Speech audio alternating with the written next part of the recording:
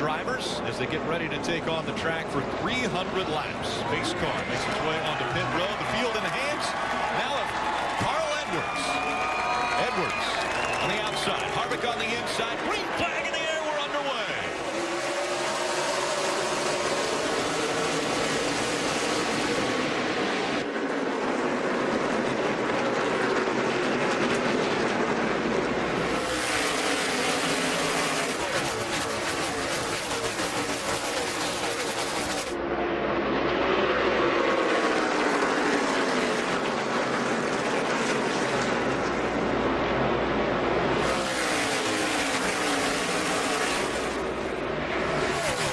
Edwards will lead lap number 1. Kevin Harvick tucked in behind him in second. Brad Keselowski, Kurt Busch, Kyle Larson. The chaser right now not in the top 10. The non-chaser up there is Kyle Larson. He's been very strong throughout the entire weekend. We look for big things for him for the remainder of the chase. Now looking to the inside, that 41 of Kurt Busch, trying to get by the 2 of Brad Keselowski. You can see already what makes this racetrack very special. You can see the 41 just trying to run a little below the 2, just below those white lines. You can see the banking falls off. So as Kurt Busch tries to make the pass around Keselowski, when he's low, he's actually on the flatter part of the racetrack. It's less banking, so it's very difficult to try to make this pass. Progressive banking here at New Hampshire Motor Speedway. There are multiple grooves. It's just there is definitely a preferred groove here around the Magic Mile. At the top of your screen, as the names scroll across, you'll see the yellow bar underneath the names of the drivers that are in the chase. There is one driver who has a green bar underneath his name, and that is Denny Hamlin. He has already won in this first round. He will advance to the second round.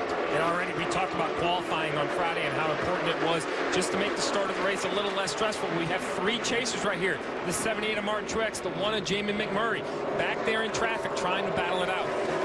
And Steve, what makes it so tough is when you talked about it at the start of the race, you may only pit 3 times. You may only have a few shots to make your car better. So with a short amount of pit stops possibly today, the further you can be in the front, the bigger advantage it is. So starting back here in the middle of this mess, you're more likely to be in a wreck, but also you've already lost your track position. You've got to try to find a way to get it back. It's just harder on your equipment, Rick. Back here, there's no way to relax. Clint Boyer, he's trying to pass the 14, but he also has to look into his mirror. Such a great shot off the bumper, the front bumper, the 15.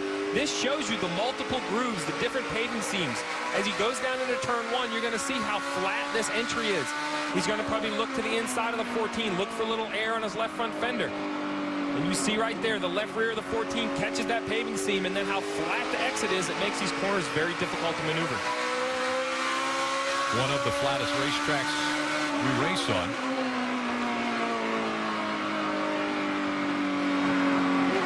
Clint Boyer, what a great shot that is from the front bumper. You see how important it is to get off the corner well. He couldn't get in the throttle. You heard how long it was getting in the throttle. And as he couldn't get in the throttle, the 14 of Tony Stewart was just driving away. So now Tony's up out of the groove to see if Clint can take advantage of it. He's all the way down to the bottom. That's where he's got to go because the hole was opened up. Still, the 14 got a good run on the exit, was able to pull him down the back straightaway. Clint's going to keep trying to put pressure on him. He's going to keep trying to get to his bumper, to his left rear quarter panel. That's all you can do. You just got to keep going and going and going and hoping that guy makes a mistake. So Clint Boyer back in 26, trying to make the move toward the front. Marty, there's another guy a little bit closer to the front than he is. Closer to the front, not too much closer. They're in 22nd right now for Martin Truex Jr. I was talking to Cole Pern about starting back here earlier today, and Steve, you can talk about this. We will have split strategies all day long here at New Hampshire. He said what we really hope for is an early caution, and then everybody pits, we'll stay out. So at some point, the 78 team feels like they have to get off strategy from everybody else, Steve, in order to gain that track position, because it really would be tough to pass your way from 22nd to the front. You know, Marty, it is tough to pass your way, but at some point, every car on this racetrack is going to be in traffic because just like Cole was telling you, Marty, when he means split strategies, he means without a doubt there are going to be cautions where a percentage of the field pits. Maybe it's the top 10, Rick. Maybe it's the top 15. But even if you're the leader, unlike a place where you put tires on all the time, you're not guaranteed to be the leader all day. You're going to come out of the pits one time back in 10th or 15th. You're going to have to have a car that's good in traffic, and that's hard to do here in New Hampshire. Joe Logano just got by Kyle Larson, so we're looking back off of Logano's bumper bumper to Kyle Larson. But just to put a period on the 78 story, they made an announcement earlier today that they will switch to Toyota starting in 2016. So a manufacturer change for the Furniture Row team, and they also announced that Martin Truex Jr. would be back in 2016 running for a championship. And that's not a small announcement. Switching manufacturers is a huge undertaking. Not only the sheet metal on the car, but the engines that you're supplied, how they go into your race car, touches a ton of the mechanical aspects of the race car. So a big undertaking for the 78 team over the offseason. From the drop the green flag, it has been Carl Edwards out in front. He's led the first 11 laps. Get the ultimate pass to every moment of today's NASCAR Sprint Cup Series race with Race Buddy. Ride along with different drivers through multiple HD feeds and follow the race action with a live leaderboard. Tune in at NASCAR.com/Race Buddy. And the race is on for the lead. Kevin Harvick looks to the inside of Carl Edwards as they come out of turn number 4. This has been about the last 4 laps now that Harvick has been applying the pressure to the 19 of Carl Edwards. And now to the inside, that left rear quarter panel. How do you pass around here, Jeff? It's difficult. You can see how Harvick gets a good run getting in the corner and through the middle. But as long as Carl Edwards can leave the corner with good acceleration speed, it's going to be hard for Harvick to make the pass. You can see now Harvick's trying to make this outside line work. He's one of the few people that I've seen make that work off of turn 4, trying to help him have more speed down the straightaway by making the exit of the corner a little bit longer. He's able to go a little bit straighter and be in the throttle a little bit sooner. Lennon Castle in the 40 on pit road now. There was some smoke coming out of the car, so they brought him onto pit road. Yeah, Kevin Harvick is applying just a tremendous amount of pressure to Carl Edwards. Carl's doing a great job of running his own line. Even right here, before he's going to get all the way up to the number, but Carl Edwards in the 19 should have a much straighter shot off the corner, perhaps carry that momentum. That time Carl got high enough where Kevin Harvick was able to be in the lane that he wanted to be in. He didn't have to have his left sides on that flat, and that's the difference in that pass. Carl gave him enough room for Kevin to be where he wanted his car, and Kevin was able to complete the pass. Harvick charged into 1 a little bit harder than the 19, and new leader in New Hampshire, Kevin Harvick. It's time now for our Subway Fresh Take. We'll start with Dave Burns. Rick, the 19 car just got passed by Kevin Harvick. His crew chief, Darian Grubb, told me this morning, we don't have to win today, but our incentive to get to victory lane is to block it from the 4 car. They know that if they're going to win the championship, Carl Edwards, the 19 team, that it's going to have to go through Harvick. And if they can keep Harvick from winning and advancing, they would. Kelly? Jimmy Johnson has 3 wins here at New Hampshire, but none of those have come during the chase. But his crew chief, Chad Knaus, told me he was feeling pretty good about the car they brought here today. But when I asked Jimmy about it, he said, it's just so hard. You can have a car that feels really good in practice, but the track always seems to change during the race. So it's up to you to make the adjustments. Right now, Jimmy saying that he is snug under throttle and loose end. He started 5th, running 5th now, Marty. Kelly, New Hampshire was never Matt Kenseth's best racetrack. He started 13th today, but he's moved up to the 10th. Then he went to Joe Gibbs Racing. In his 4 races at New Hampshire with JGR, he's finished top 10 in every one of those races. So a little forward progress with a car that yesterday wasn't quite like they would like it, Jason Ratcliffe told me. Several changes on the 20 car. Obviously, those changes were in the right direction. Kenseth moving forward here this afternoon, Mike.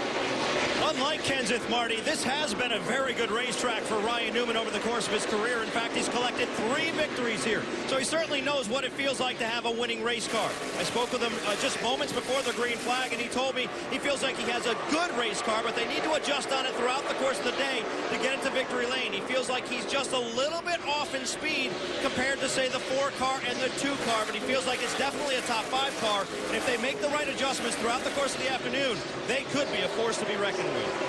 Rick? You, Mike. Points continue to be an issue for everyone trying to get maximum points. Jeff, you noticed something about this 19 car when that 4 got by him. You can see just in front of the left rear tire, you can see the quarter panel was wrinkled up a little bit, and it was smoking. You can see the left rear tire's got the yellow rubbed off. See a little bit of haze of smoke. Just a little bit of contact maybe right there on the straightaway with Harvick, and now he's got a little bit of a tire rub. So I don't think it's enough tire rub to affect him, but we saw last week with Harvick, he ended up cutting that tire. They're very nervous about this right now. The lettering, the Goodyear lettering off the left rear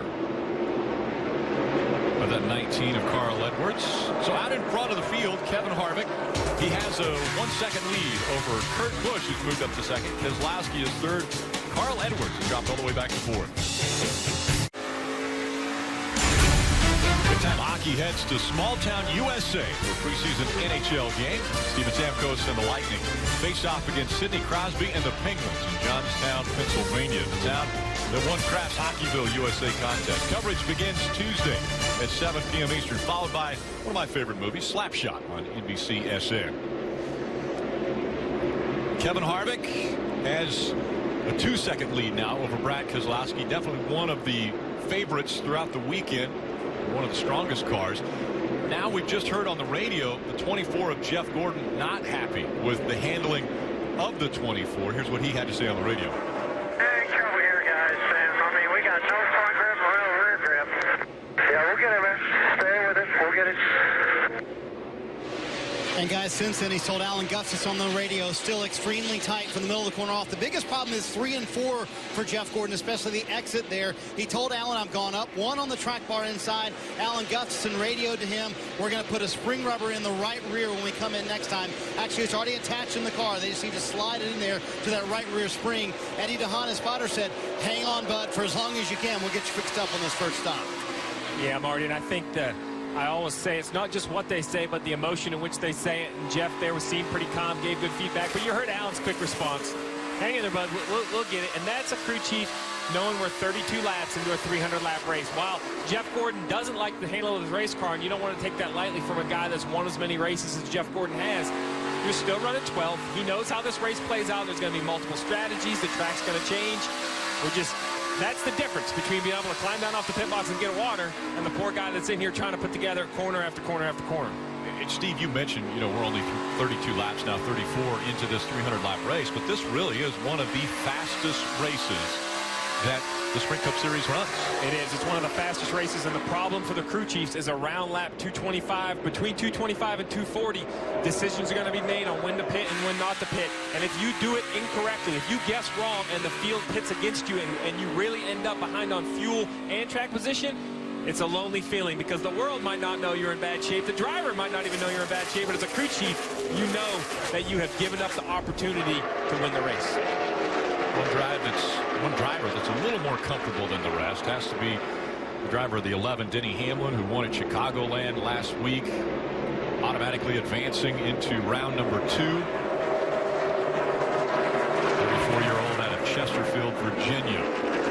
You heard him when we talked to him before the race started that they had some things they wanted to learn for Phoenix. So they're already thinking about 6 or 7 races down the road. How can we use this race to help us in the future? Every other team here has to decide this race could determine our future. And into the wall is the 43 of Eric Almirola, and the caution will come out.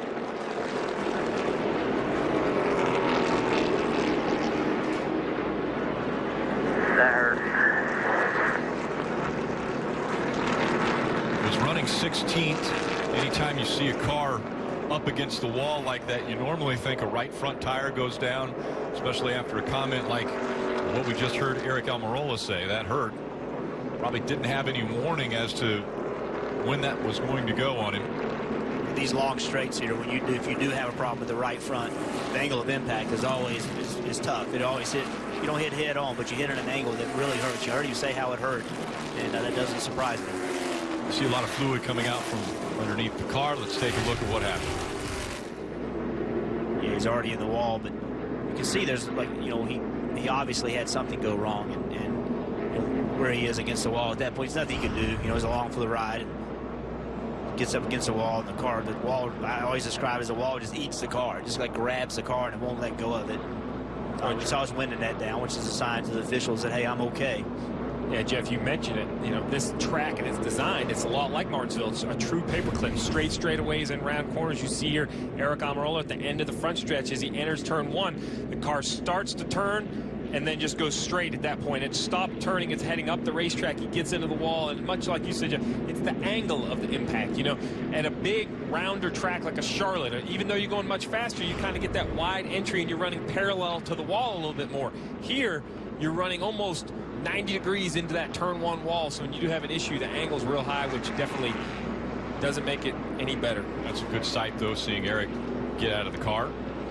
little gingerly, but out of the car now. He'll make the trip to the infield care center. It's a mandatory trip. Anytime they have to get out of the car, they will take an ambulance to the infield care center, and they will be checked out. Pit road is open. And we've got 37 laps on our tires. We talked about options. Everyone's coming. There's no doubt to me that everyone's coming for at least fuel. But is it going to be right side tires or 4 tires? If we're somewhere towards 5th to 15th, I could see putting 2 tires on it, Marty. Well, Steve, it took Kevin Harvick 20 laps to get to the lead. Top left of your screen, he comes to the pit road as the leader. He said he needs more drive off at the exit. Rear grip in the last third of the corner is his biggest concern. Wants a little tape off the grill, too. Just 2 tires, Mike. And Kurt Busch, 2 tires as well. A quarter turn out of the right rear. The car's been too loose, Dave. Second place, Keselowski. Right side tires, a little wedge for better fire off. As for Carl Edwards, his car was tight in the center of the corner. He'll get 4 tires and a slight air pressure adjustment. And Kevin Harvick will be first off pit road. Look at the race off pit road, brought to you by Geico. Denny Hamlin makes up 4 spots. Tire change. Nascar on NBCSN is brought to you by Bank of America. Life's better when we're connected. And by Kawasaki and the Buell Pro Series. Getting ready for our first restart from New Hampshire Motor Speedway. I want to take a look at the NBC restart zone. Those lines we have put in there. They're like the first down lines in football. So they're not on the track. But that indicates where the lead car, or the control car, which is going to be Kevin Harvick, he has the opportunity to start at that first line coming out of turn 4, and he has to start by the second line, or the flagman will then throw the green flag to start the race. Now, there are going to be pointers that are going to come in as well, and this is all information that we're giving you, the fans, to be able to watch and see what takes place on a restart. Now, when NASCAR goes to review a restart, if there is any question, they do not use the NBC start zone lines or the pointers that will indicate the speeds. That's all information that we use here at NBC, and NASCAR will use different data when they determine if someone has jumped or not on a restart. And so why a restart's been such a topic of conversation, the reason why is because there's a huge advantage in being the leader, and the leader wants to control the pace. He wants to beat the field into turn 1. So as the leader, you try to gain any advantage you can. And as a second place guy, you don't want the leader to beat you. You want to be the first one into turn 1. So everything's a competition, and that's why the restart zone has been talked about so much, because everybody's trying to use it as their advantage. 2 by 2. Then we'll go into turn 3, and it is Kevin Harvick who has chose the outside line, and Brad Keselowski will be on the inside. Not gonna go. There you see the pointers and the speeds. Again, pit road speed is 45 miles per hour, and it looks as though NASCAR is going to go around one more time before they give them the green flag. And so what NASCAR asked the leader to do, he asked the leader to keep pace car speed. You know, try to keep the pace of the pace car as you're going. When you get to that first line, as you talked about, Rick, you can go. You got to go by that second line. But before you get to that line, you're supposed to keep the pace of the pace car. You're not supposed to slow down. You're not supposed to speed up. While you're watching these races, you can watch a live stream of every Sprint Cup Series race, combined with additional camera angles, interactive driver stats, and track information, like right here at New Hampshire with NBC Sports Live Extra. It's available on your laptop, tablet, smartphone, and connected TVs. NBC Sports Live Extra brings you closer to every race, just like we're trying to do with the NBC Sports Restart Zone, as well as the pointers indicating the speed as we come up here on our first restart. So Harvick, as the control car, the lead car, gets to choose inside or outside line. He chooses the outside line here at New Hampshire Motor Speedway, and you see their speeds right around that 45 mile per hour number that the pace car was taking them around the track. Green flag back in the air. We're back underway. This is going to be really interesting, Rick, because the top 4 cars, Harvick, Keselowski, Hamlin, and Kurt Busch, are all on 2 tires. Jimmy Johnson, Carl Edwards, they have 4 tires. Just a 2-tire change. And here at New Hampshire, when you say 2-tire change, a lot of times you'll think, well, maybe just the right side tires. But here they could change left side tires as well. They could. Right there, it looked like they all changed right side tires. But I think at some point during the race, if track position dictates that you can only take rights or lefts. Sometimes lefts are your only option. Jimmy Johnson trying to stay on the inside of that 11 and 88 down at the flattest part of the racetrack. There's Carl Edwards right behind him. Dale Jr. doing a good job of trying to pinch the 48 down, trying not to give him the line that he wants. He wants the 48 below those white lines because that's where the banking falls off. So Dale Earnhardt Jr. did a really good job. Will clear the 48. Junior moves up to 5th. Kevin Harvick, Brad Keselowski, Kurt Busch, Denny Hamlin, Dale Earnhardt Jr. are the top 5. And our first caution came out when Eric Almirola got into the wall. He's out of the infield care center. Let's go to Kelly Stouts. He's out, but that certainly was a hard hit. Eric, how are you feeling? My pride's hurt a little bit. Just disappointed. I honestly don't know what happened. It's really early in the race to blow a right front tire, so I don't think that was it. But something happened in the right front, and when I got turn 1, it didn't turn, and I hit the wall pretty hard. So disappointed for our Smithfield Ford Fusion team. We had a pretty good car. I thought we were running around 14th or 15th. And the track was kind of changing, and it seemed like it was maybe going to come our way, and something happened. So unfortunate, but we'll get ready for Dover. Got another caution out. Glad to see you're okay. This time it's Landon Castle, and Landon Castle will bring out our second caution. Saw Landon Castle smoking earlier. They brought him onto pit road to look at that car, and now he goes back out on the track, and they're nervous that there might have been a little fluid coming out of the 40. So the caution comes out. He did a good job of using the road course down in turns 3 and 4. He didn't stay on the racetrack in case oil was coming out. He didn't oil down the whole racetrack. So good, smart move by him. Kelly? And we brought out the first caution. The left front had been knocked in a little bit, but it was a power steering leak. And that seems to be the issue here for the 40 car of Landon Castle. He's up the track there. You see the smoke coming out.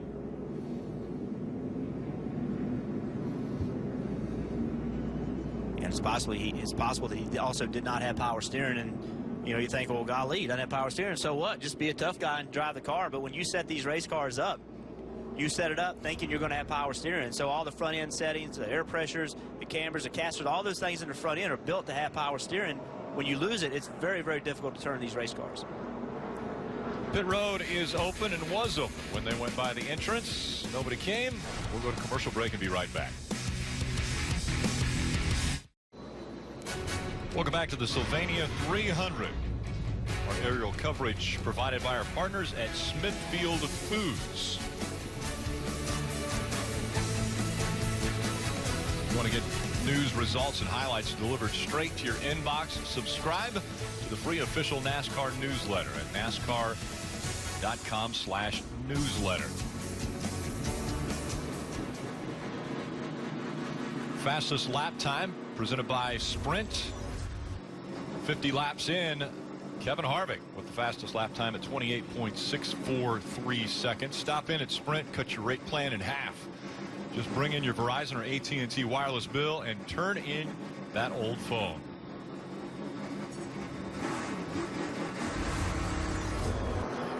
So the 40 of Landon Castle brings out the caution, second caution, and a lot of drivers mentioning there was fluid on the track that they thought they were hitting. Here's the 18. That's where it started. It's saying oil is free. Yellow, yellow, yellow. Yellow's out. Found it. And Kyle Busch, a little lighthearted there with the found that fluid that was on the track. So they have put the Speedy Dry down, Speed Zorb on the track, got the fluid taken care of, and now once again they're 2 by 2. Kevin Harvick, Brad Keselowski making up row number 1. Kurt Busch, Denny Hamlin, Dale Earnhardt Jr., Jimmy Johnson, Kyle Busch, Matt Kenseth, Casey Kane, and Carl Edwards are the top 10. Carl Edwards fell back quite a bit on that last restart. He put on tires, but also he lost some spots on that restart, so he's all the way back in 10th after leading the race early. Taking a closer look at row number 1 there, you see the speeds. Brad Keselowski and Kevin Harvick. Kevin Harvick is the control car. He's the race leader. And there you see the NBC Sports restart zone as they come into it. Harvick back on the gas, green flag back in the air.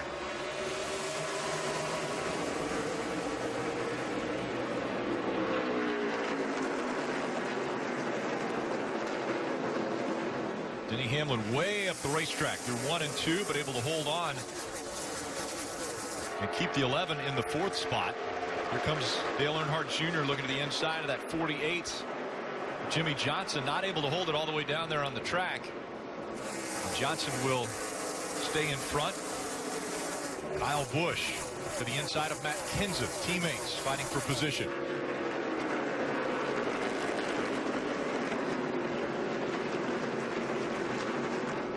Just behind Matt Kenseth, the 19 of Carl Edwards has slid into that spot. 3 wide as they go into turn number 3. Now 4 wide. 4 wide doesn't work around here, does it, Jeff? Yeah. Jamie Murray did the smarter thing. He lifted, got out of the throttle, allowed the 78 a little bit of room. Smart move by Murray. And almost up against the wall was Kyle Larson. He had a little help there from the 14 of Tony Stewart, not giving him a lot of room as they came out of 4. Now Martin Truex Jr. and we see a little bit of smoke.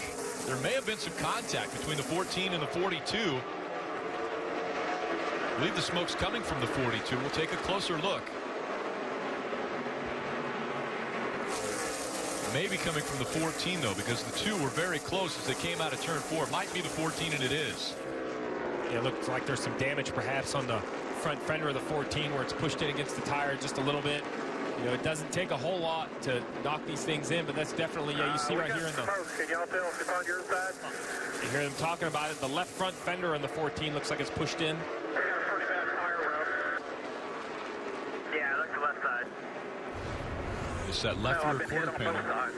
It got a little bit tight.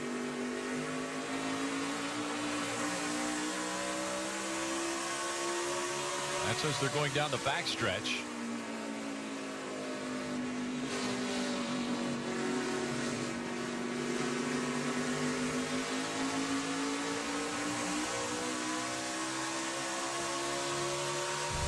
We heard Tony make the comment, I've been hit on both sides. So a little bumping and banging early on as we've completed 57 laps. That's a great example of how hard and difficult the restarts are here. You know, somebody slips up, the next thing you know, you're 3 wide. You didn't, I mean, it just happened so quickly, and now you have a decision to make as you get down into the next corner. The thing that's clearest in our minds as racers and fans of racing is a week ago, Kevin Harvick had a tire rub. You both mentioned, you know, risk versus reward. Do you stay out or do you come in and get that fixed? Does Tony Stewart need to come in and have that 14 check to make sure that he doesn't cut a tire down? I wouldn't, because there's one big difference between last week at a mile and a half like Chicago and here in New Hampshire. We talk about New Hampshire and how wide and flat the corners are. One thing the flat corners do is the car doesn't move around very much. As you see the 11 or you see the 14 here come off the corner, the side skirts are already basically down against the racetrack. So when he goes down into the corner, the car doesn't travel very much. There isn't also a lot of deflection in the tire because there's not a lot of load on the tire. Where at Richmond, or excuse me, at Chicago, there's a lot of deflection and the tire will rub more. Here at the flat track, it doesn't rub as much. Saw the 48 of Jimmy Johnson get by the 11. 11 running a little bit higher line. Saw that on the restart, and now the 88 of Dale Earnhardt Jr. also is going to go by Denny. And way up against the wall was the 14 of Tony Stewart. And it's the left front that he has an issue with. Just as we mentioned, a tire rub turning into a little bit more. And it's so difficult for the teams to make the decision. You know, the driver can smell the tire rubbing, he can see the smoke, but you don't know how much damage is being done to the tire. It's just such a difficult decision to make. And as awful as this is going to say, this is going to be less of a penalty than pitting under green. So you see it goes flat way down on the straightaway. That allows a great miss by Kyle Larson, but that allows the 14 not to get into the wall. And now he's actually going to be able to pit under caution and not lose a lap. So it's risk versus reward. Fortunately, it went down in an area where Tony Stewart didn't have more damage happen to the race car, but short of anything underneath the car coming loose because of that flat tire, he's going to be just fine. I think this might be the initial contact right there between the 78 and the 14, but there was already a little bit of smoke there out of the right rear, it looked like also, or excuse me, the left rear. That's They're what on makes pit road. That's what makes the sport so hard. You have to understand, though, what size track you're on, what the negatives are of the track. Everything is a judgment call. You can't use a rule of thumb against things like this. You have to understand the position you're in, the risk versus reward, whether you should pit or not.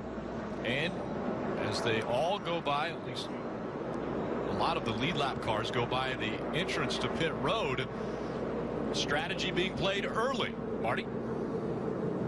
Well, guys, we talked about some split strategy. There's Jeff Gordon pitting with a little split strategy. You see the two-tire change for Gordon, who said his car feels like it's getting on the splitter, especially early in the run when he's very aggressive with it. Mike?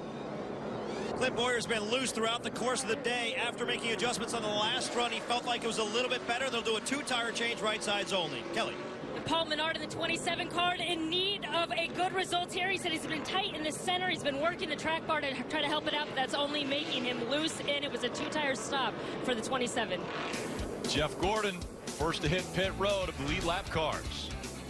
Back in New Hampshire, Jeff Gordon, the first of those lead lap cars to come into pit road. There you see on the bottom of the screen, came in 12th, out 25th, and just changed two tires. A lot of people may question Alan Gustafson as to why he only changed two coming on pit road. But, Steve, their pit stall is towards the turn 4 end of pit road. That's a difficult stall to be in to make that call, 2 or 4 tires. That's the tough part, Marty. When you peel off pit road, you don't know how many guys are going to follow you. Alan has to make a decision. He doesn't have time to change it. What surprises me, though, is cars farther down pit road continue to do too as well. I would think, Jeff, if I came on pit road with that few cars, 4 tires would have had to be the call. And right now, all 13 of the top 13 spots chase drivers as we get ready for the restart. Harvick on the outside, Brad Keselowski on the inside as they dive into turn number 1. Kyle Busch way down, almost on the apron. Had the left side tires below the yellow line as they go through 1 and 2. And they're 3 wide as they go down the backstretch, entering turn 3. Kyle trying to hold it all the way down. That's pretty impressive. They remain 3 wide through the center of the turn before they separated. Kyle Busch drops behind the 2 that he was racing with. Dale Earnhardt Jr. and Denny Hamlin get just in front of him. You may wonder why did Kyle Busch run down there, and you can't run down there once it goes green. When you go into turn 1 under caution, the cars are going so slow because they don't make any grip. The tires do not make grip the first time in that corner. So Kyle Busch just hung a left and got all the way on the apron and tried to make that pass. It didn't work, but again, it was worth the try because the pace is so slow because the tires just do not make grip. Do you consider this a short track, Jeff? 100%. This is a short. I know it's 1 mile, and that's a big racetrack, but this race is just a big short track. Long, flat corners. Everything about it says short track. We've already seen a little bumping and banging, and the 18 of Kyle Busch had this to say on the radio. It's real tedious to make up an inch. You get a lucky break through a corner if you can make up an inch, but otherwise you're on such an edge to just maintain. That's why you have to do it on restarts. It's so important. You have everybody in one bunch on a restart. If you make good moves, you might can pick 2 or 3 spots up, Steve. So that's why everybody pushes so hard on restarts. And that's why you see fenders getting pushed in, like we saw with the 78 and the 14 making contact, because you just can't be patient. If you've worked and got those few inches, you just can't give them back. You have to push the issue. Just like right here, we see the 88 and the 11 of Denny Hamlin Jr. racing hard. They're going to continue to fight down into the corner because the 18 right behind him, he wants them to battle. The more they battle in front of them, the more he'll be able to take advantage. I'm a little bit surprised by this, and I guess it's a good thing for Greg Ives, but Dale Earnhardt Jr., the radio we listened to on Friday and Saturday, did not have any faith, it seemed like, in that car. Didn't feel like that car was going to be worth the darn, and already he's worked his way back up into the top 5 as he just passed Denny Hamlin. But that's New Hampshire. This track changes so much from Friday morning. The practice times are at very odd times of day. They're normally early in the morning. The track is cool. There's all kinds of rubber on the racetrack from other series. It's totally different than the race. Some drivers understand that and can remember the last time they were here. Some drivers, their patient level are a little too short in practice. And on a bigger picture, here you have Jimmy Johnson in 4th, Dale Earnhardt Jr. in 5th. All we've heard about is Joe Gibbs racing, Joe Gibbs racing. Here's those 200 cars. Now that the chase has started, they ran well last week, and they're running well again this week. Yeah, we saw Casey Kane also show some strength early last week, as well as here at New Hampshire. Right now, Casey Kane running 18th. Yeah, Jeff Gordonette wasn't running poorly. He wasn't happy with his car, but he was still running 12th. He pitted. He's all the way down in 21st. We won't know if that strategy worked or not until the next caution comes out. If the next caution comes out relatively quickly, maybe they can stay on the racetrack. They pick up all those spots. If this thing goes green for a long time, then that strategy may not have been the best thing. You just don't know until the next caution comes out. Joe Gibbs Racing, where they're running, 6th, 7th, 8th, and 10th. Denny Hamlin trying to stay in front of that 18 of Kyle Busch. For some updates, we'll go to pit road. Marty Snyder. Kevin Harvick out front leading the race. Rodney Childers asked him under that last caution, how was it? Harvick said, quote, really good. Took off very nicely on that run for Kevin Harvick. You know, I asked Rodney Childers earlier this week, was there talk in the shop about what happened at Chicago last week, especially post-race or with the poor 42nd place finish? He said, actually, no. We're a team that always tends to focus forward. And a good example of that was Tuesday at the race shop. Everybody showed up at 6 a.m. They worked until 8 p.m. that night. The entire Stewart-Haas Racing shop was empty, except for 14 guys surrounding one car, the 4-car. Rodney said it was a very cool moment, Dave. The 2-car Brad Keselowski runs second, a little freer in and off this run. After he qualified 4th on Friday, he was quick to credit his crew chief, Paul Wolfe, for the setups. When I told Paul that this morning, he said, I don't know. I said, I credit the driver. No matter what configuration the car is in, no matter what the rules package, Brad runs well here because he takes care of the tires and he takes care of the brakes all day long. Kelly? Jimmy Johnson is 7th in the chase with a 17-point cushion. When I talked to his crew chief, Chad Knaus, and asked him which of the chase tracks they needed the most work on, he said, it's probably here in New Hampshire. This is probably our weakest track. He said, we're off in the spring.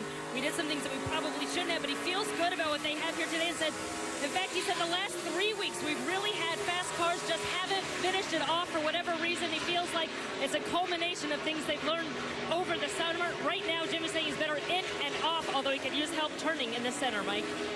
Kurt Busch feels like he needs to roll the center better. That's his only complaint about the race car right now. But he, like so many others, had an interesting race in opening round here in Chicagoland. Afterwards, he was rather disappointed. It seemed like he was only about 10 laps away from victory.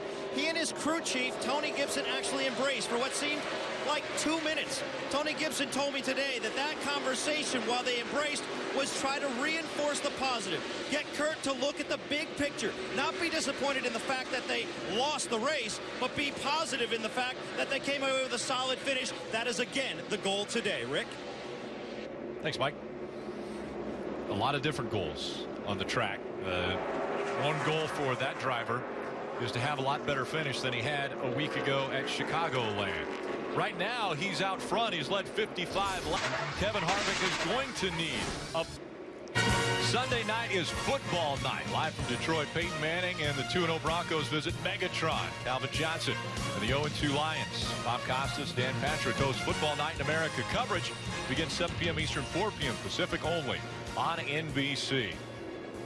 Kevin Harvick out front. Now he's led 61 laps and continuing to put cars a lap down. Jeff Burton will be the next one that could go a lap down. As we look at the points as they run for the chase grid, Kevin Harvick has moved his way up to 12th based upon points. But of course, if Kevin Harvick can continue on and win the race, that advances him right into round number 2 with the win. Win and you advance. Wins fix everything, don't they?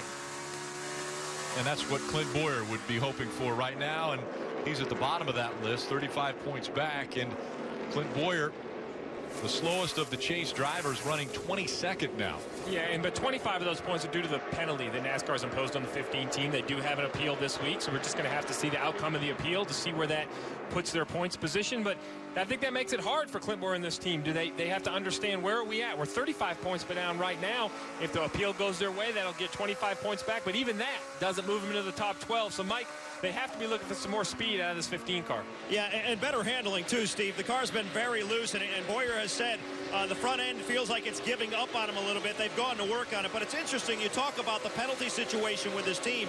I had a little conversation with Billy Scott this morning, and he kind of looked at it 2 ways. He said, look, if we win the appeal, we're only, a few points back. We can play the points game here. But if we lose the appeal, it's almost like we're in a must-win situation. So he said he's kind of in an awkward position. He's not really sure exactly how to approach it, but he's certainly hoping to win the appeal, Kelly. Paul Menard entered this race 14th in the chase. Really needed a solid result here, but they knew that they were going to have a hard go of it.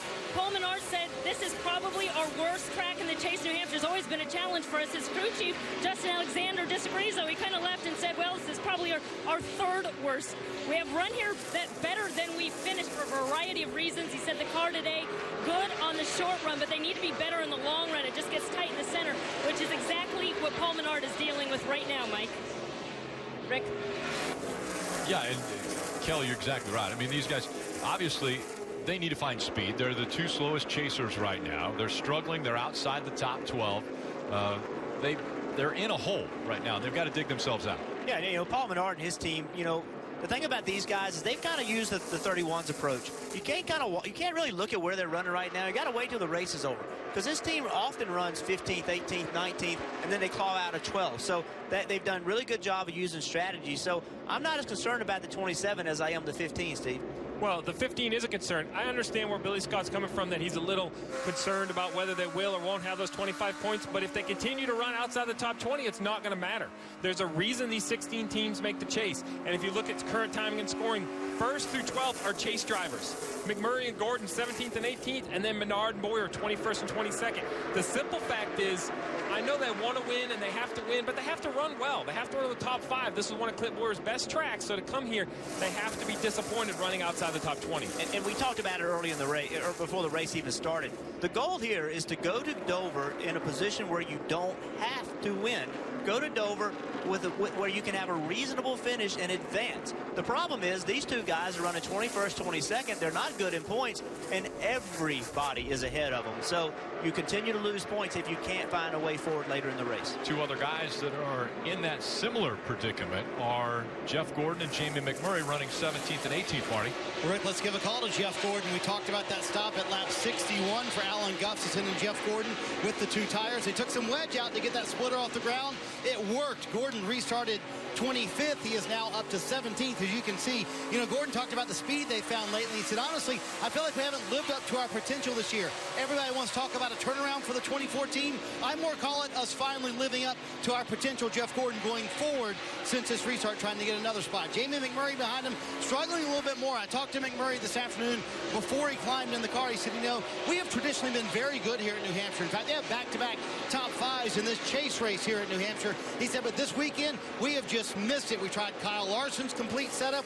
That didn't really work. He did say on this run, I do feel like I'm a little bit quicker than I was the last one, but they are mired back in the 18th position right now and not making a whole lot of progress, Rick. Yeah, Marty, frustrating.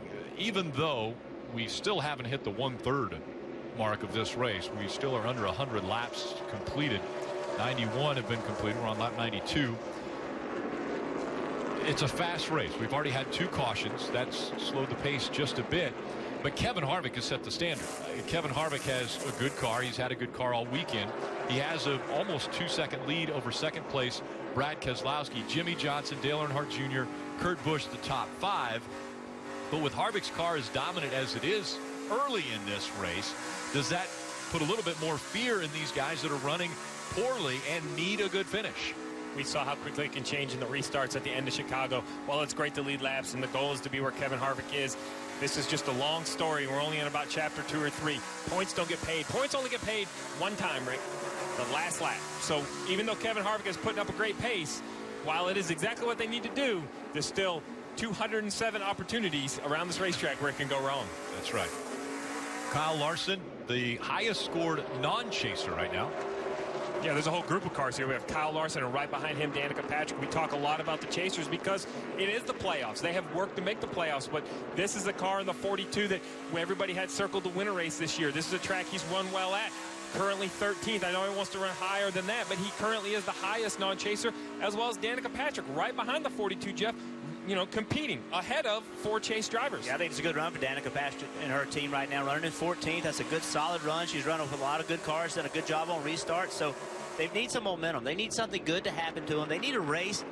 They just need to finish where they run. You know, if they run 14th, they need to try to finish 14th. They've had a lot of races this year where they ran, say, 18th, 19th, 20th, but finished 30th. So they need something going right heading into next year. Speaking of something going right going into next year, that's what this right here, the 5 team of Casey Kane, that's what they need. This is a team expecting to make the chase at the start of the year. Miss the chase. They have to use these final 8 or 9 races to find what they need for this team moving forward into 2016. And another great run. Jeff Gordon just passed the 51 of Justin Allgaier, but up to 17th. There's a lot of rumor mill about H. Scott Racing and where this 51 may end up. I think Justin Allgaier is doing a great job in that car today. 4 non-chasers in the top 18. Jeff Gordon currently 16th. Harvick running up front. 81 of the 102 laps complete as we've passed the third of this race. Past the 100 lap marker. And Harvick continues to put cars a lap down. There are now 29 cars on the lead lap. The next car that he will put a lap down would be Sam Hornish Jr. Sam Hornish Jr. is about 28 seconds behind Kevin Harvick, who is clicking off laps at 29 seconds a lap. And the tire fall off, or the tire wearing out at a track like New Hampshire, we mentioned sometimes a harder tire doesn't fall off or wear out as quickly. So the lap times aren't falling off as dramatically as we see at some other tracks. Yeah, and I think the biggest example of that is think about Jeff Gordon, where he pitted from 12th. He went all the way back to, I believe it was 25th. He went all the way back, and it's taking him this long to get back to 16th. So there's not a big advantage in having new tires. He's clawing his way back, but he's not doing it quickly by any means. One of the interesting things is how these drivers will watch the lines of other drivers on the track to maybe figure out if there's a faster line around the track. We just listened in to Brad Keselowski. Here's what they had to say on the radio. What was that last lap, Joe? 29.18, 28.80 in front. I mean, right now, I couldn't tell you any part of the track that we run different. I mean, maybe we run a little higher in the center 1 and 2, but not noticeable in 3 and 4. Yeah, so that's Brad asking for lap times as he tries to look for things. He's trying to find a place to put his car. He's looking at Kevin Harvick in front of him, looking at his line. He's just trying things. The only way to really know when you're talking about, tenths of a second is get a lap time.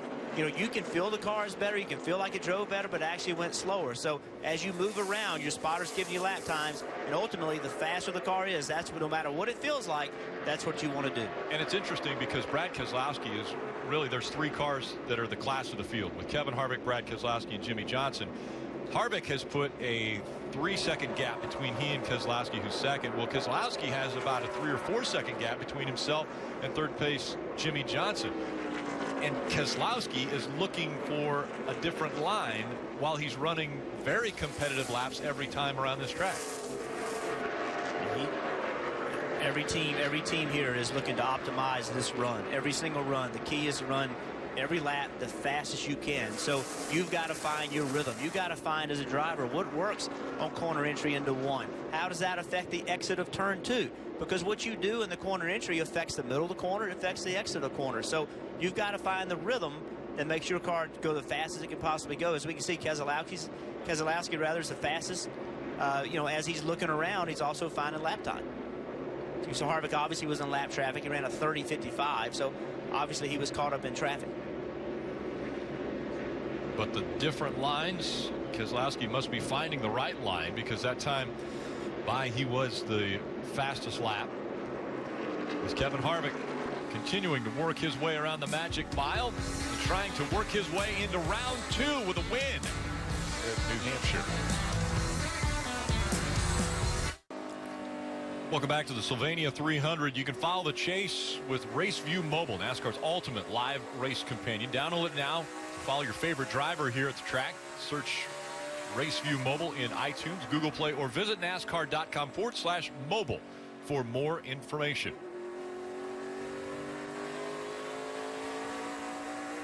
Let's go through the field, brought to you by Sprint. Marty? Well, Rick, should we be surprised that Kevin Harvick is out front? The last 5 times this 14 has finished 15th or worse. They've come back the next race to finish in the top 5. I asked Kevin why that was. He said, we're a team that focuses forward. We never look back. Right now, a lot out of the front windshield for Kevin Harvick. He said the car is very good A little bit tight in the center. He needs a little more drive off on this next stop, Dave. Marty, if he did look back, he'd see Brad Keselowski about 3 seconds behind. That gap is maintained. Paul Wolf told me this morning, we came to this weekend thinking we could find a little more short run speed in this car, and I got to say, we never really found it, but we're not bad. And as Rick pointed out earlier, that gap stays about the same. The two's in good shape, Kelly. Jimmy Johnson running 30, turned 40 earlier this month, and to help celebrate, he completed his first century, a 100-mile bike race around the Charlotte area.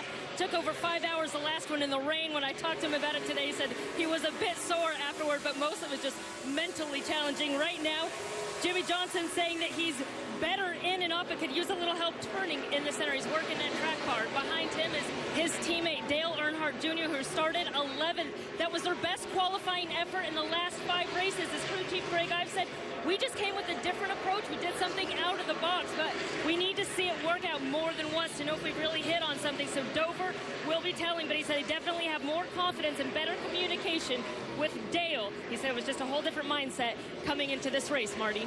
Kelly, Jason Ratcliffe a few laps ago asked Matt Kenseth how the car was. He said, honestly, it's not bad. I just can't go anywhere. A little bit freer this run, and he said, I wouldn't change too much. They just told him a moment ago, we're about 11 laps from stop, so about lap 130 for Matt Kenseth to come to pit road, who's made his way into the top 5, Mike.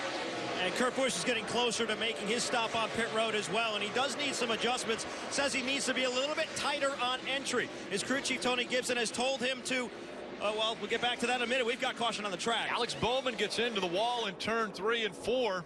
Yeah, we got to go to the garage. We hit a ton. Throttle stuck. And that brings the caution out. So instead of waiting until lap 130, everyone will be hitting pit road now. Bowman was running 30th. Already had been put a lap down. And straight to the garage, Alex will take the 7. Thought I heard him say the throttle stuck. That's a horrible feeling as a driver. You drive in a corner, you lift, the thing just keeps going. Not a good feeling. Turned into the garage stall that they had for practice. Most of the teams have already cleared out all of the equipment once the race starts. And so now with the caution coming out, Trevor Bayne was the highest non-lead lap car. That was a lap down, and he was running 27th. Trevor Bayne will more than likely get the free pass. So you're not going to get many freebies like this during the race in New Hampshire, but this is an easy one. You run long enough, everyone's run long enough, you come down, you put it full of fuel, get 4 tires on, really start thinking about your adjustments, because as we close in on halfway, you don't want to spend extra time on pit road after this stop. So if you have big adjustments to make, now's the time to make them. And here they come, Marty.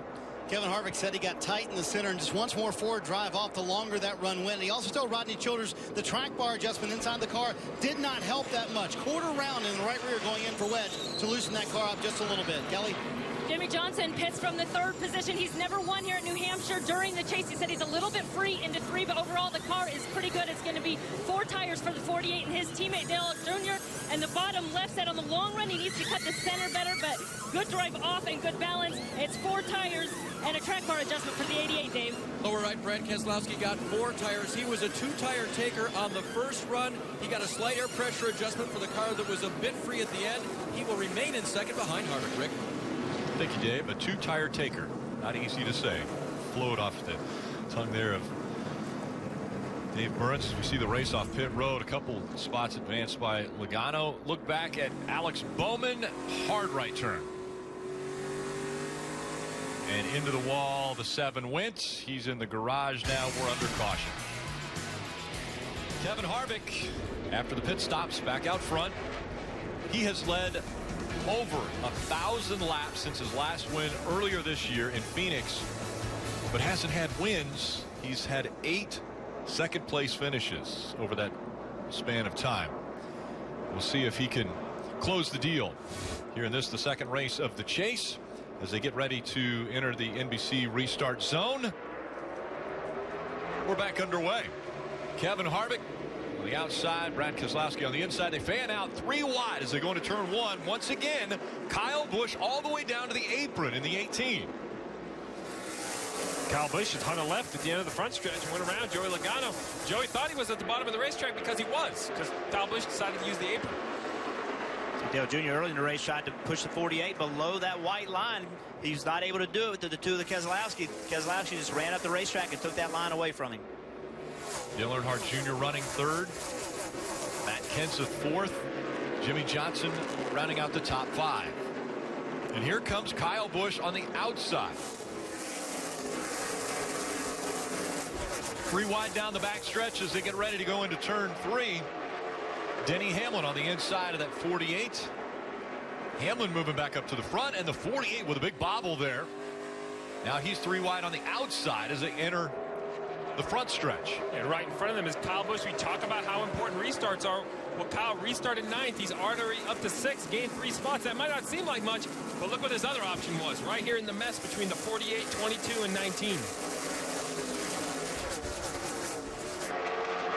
I think Kyle Busch, more than anybody on the racetrack, looks at the restarts as an opportunity to gain spots. He's willing to take gambles and risk, put himself in jeopardy to try to gain spots because he knows how hard it is once you get single file. So Kyle Busch is always, in my opinion, the most aggressive guy on restarts. Second would be Ryan Newman. Carl Edwards, pole winner. Trying to get by the 22 of Joey Logano, not able to make that pass. Dave? And Ricky wants to get back up front. Remember, he started on the pole, as you mentioned, and he was 5th after he took 4 tires when others were 2 tire takers, as we talked about. He lost more track position when the car got a little bit tight through the 2/3 part of the corner, so they made a right rear air pressure adjustment this time to try to make that happen and get Carl back up front. I mentioned this race goes fast. We're approximately 20 laps away from the halfway point of this race already. Harvick has a 1.4-second lead over Brad Keselowski. Joey Logano just in front of Carl Edwards, Keselowski's teammate. Top 12 still chase runners. Newman running 12th. Casey Kane and Danica Patrick 13th and 14th. Restart's always critical. We talked about Kyle Busch being very aggressive on the restart. We saw how aggressive he was. The rule is when you get to the start-finish line, you can change lanes to advance your position. He had a good run on the 22, turned left. He's not done there. He was all the way to the bottom of the racetrack, all 4 tires below the yellow line, cleared everybody. Now he's going to get next to the 11. So that's a great example of how you have to be aggressive on the restarts, but it started early. It started way before they got to the corner. Yeah, luckily the pit road wall ends where it does because he takes a hard left right there, just misses pit road, almost hits the cone for pit out. But what he does a great job of is right there. Stops the car, gets it turned, and that gives him that acceleration to stay underneath the 11. Sounded like he shifted. He did shift. That meant that he went through. You're very astute, Rick. He went through 1 and 2 in 3rd gear. He just kept it in 3rd gear and didn't go to 4th until the back straightaway. So that was a good pickup, Rick. Biggest movers since the restart. Busch, Larson, and Dillon all have advanced 4 positions. Kyle Busch now lost a spot to Denny Hamlin. We're going to make a student out of him yet. I just osmosis. I just keep hanging out with you guys. I'll get it. Sorry. Kevin Harvick, Brad Keselowski, Dale Earnhardt Jr. They are the top 3. Kenseth, Kurt Busch, Denny Hamlin. Surprisingly, we mentioned the stat about Kevin Harvick and leading over 1,000 laps since his last win, as we see the 55 of David Reagan. Unscheduled pit stop here for Reagan as he's on pit road. About 11 laps since we were last on pit road. But Kevin Harvick, after leading over 1,000 laps since his last win, he's in a situation that behind him, the drivers 2nd to 11th have all won a race since Harvick won his last race. So he's got a lot of hungry drivers behind him.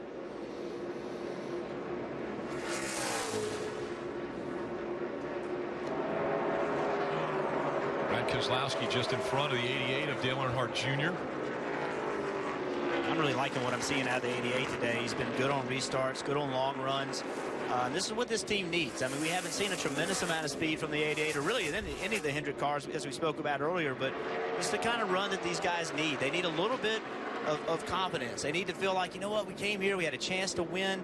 And again, we're getting into the meat of the season. We're getting into the part of the season where you can win a championship or you can lose a championship. You need to be your best right now, and that's what I'm seeing from the 88. They're stepping up as the chase has started. Denny Hamlin gets by Kurt Busch, and he will take that spot away and move up into the top 5. Kelly. Of course, Denny Hamlin with that win last week is the only driver through to the next round of the chase. And when I asked his crew chief, Dave Rogers, what that was like, he said, you know, on the way here, it almost felt unfair. So many guys are busy sweating it out. But that went out the window as soon as they got to the track and went back to work. So he said, the plane right here was all smiles, but now we're back to business. And then Denny said, yeah, you can't forget, in a week and a day from now, as soon as Dover is over, we're going to have the stress all back on us again. Well, I can tell you that early in this race, Denny was really struggling with the exit on his car, and the team noticed a little bit of damage on the right rear. He thinks it's from contact with the 88, Dave. Joey Logano finished 6th last week at Chicagoland. Crew Chief Todd Gordon told me this morning that based on that, what they need to do here today is a base hit in baseball terms. Don't overdo what they need to do. Just execute what they can do. So far, it's been kind of like that, especially losing a couple of positions on the restart, Marty.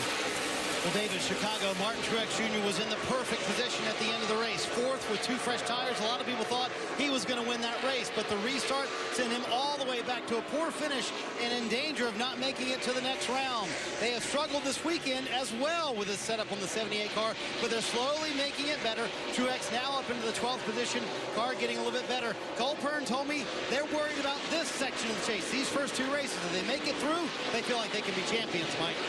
And Marty, one of the great stories of the 2014 chase was certainly Ryan Newman. Despite not ever winning a race, he came within 1 position of winning the championship. I talked with his crew chief, Luke Lambert, and asked him if they could follow that same script this year. He said, yeah, we could, but we'd rather not. He wants to win.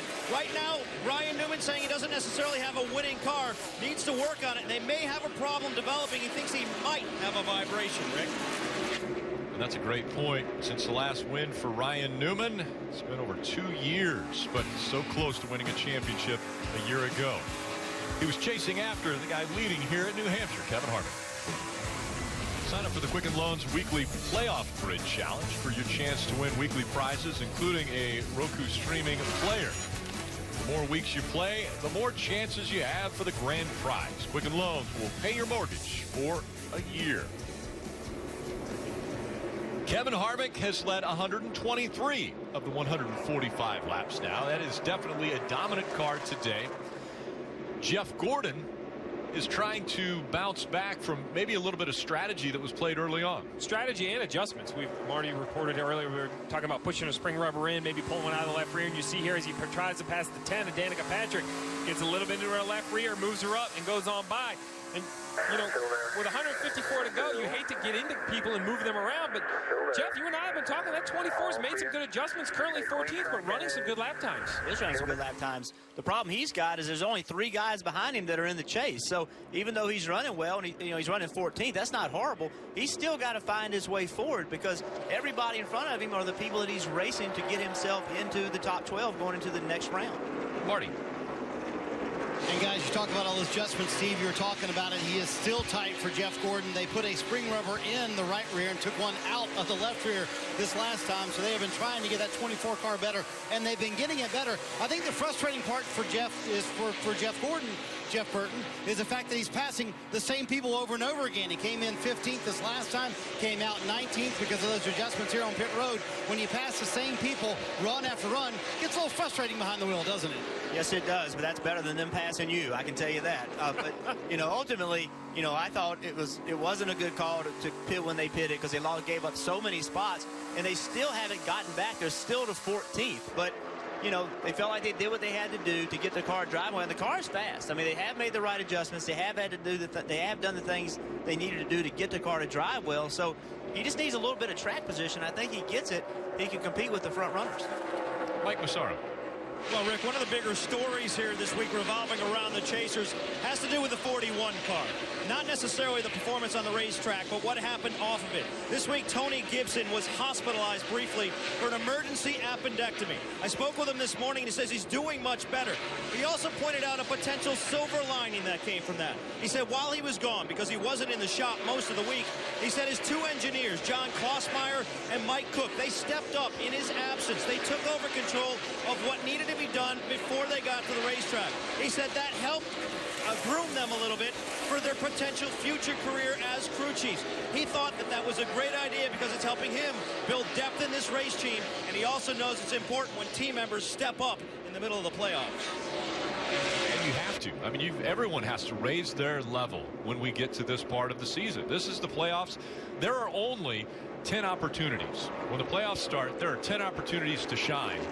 And ultimately, you've got to do it in 3 race segments. You've got to have great races the first 3 races if you want to still have a chance in advance to round 2. And race teams are a lot like football teams. You're going to hear the quarterback's name a lot, just like the driver Jimmy Johnson or Dale Earnhardt Jr. or Denny Hamlin, who are battling here on the racetrack. But there are so many people top to bottom within the organization that make these cars successful. Engineers, mechanics, pit crew people, even back at the shop, the fabricators who build the race cars. It truly takes a full organization to be successful. And when you're a crew chief, comes to the racetrack after having emergency surgery, he's here a few days later, he's not going to listen to you when you say I'm tired. He's not going to listen to you and say my ankles hurt a little bit. That's leading by example. Hey, listen, I'm here, I'm doing it. Guess what? Everybody else can too. We saw Denny Hamlin get by Dale Earnhardt Jr. for the 4th spot. So Denny Hamlin, even though he already has a win and is going to advance into the 2nd round, he's still pushing very hard as he works toward the front, trying to get a little bit closer to Brad Keselowski, who was just talking moments ago about the handling of his number 2 machine. The biggest thing I see here, Paul, is that late brake, like right where I let off the brake, the car, and it's a turn. And it's got us doing other things to try to get it to turn that are making me free. It's right when I let off the brake, where I'm getting beat the most.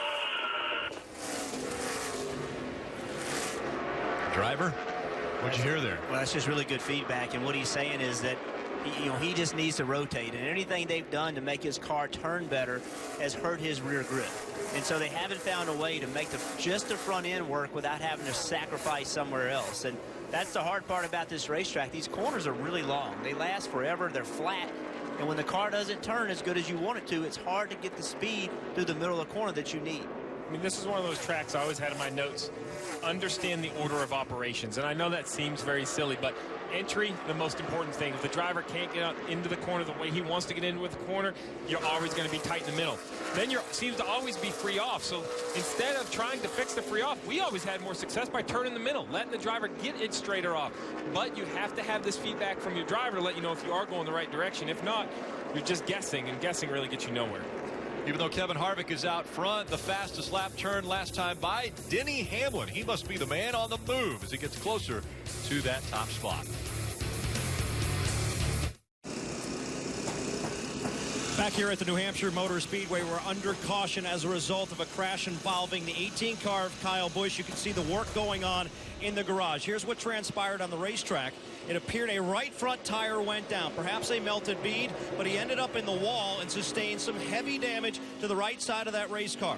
In the garage, the team, it seems, all hands on deck trying to repair this machine. Lots of sheet metal damage, and in fact, when the car came in, the right front brake rotor was literally on fire. They've got a lot of work to do down here to get the 18 back on the track, Rick. Speaking of a lot of work that needs to be done, Carl Edwards, pit road penalty, removing equipment from the box. That puts him at the end of the longest line for this restart. And as the pace car makes its way back on pit road, Kevin Harvick, Brad Keselowski, see their speeds as they enter the NBC Sports restart zone. 2 by 2 heading into turn 1.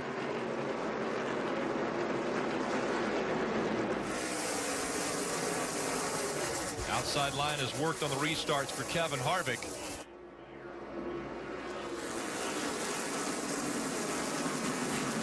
Three wide as they come out of 3 and 4. There's a gas can that was removed from the 19's pit stall. That's why that penalty was assessed.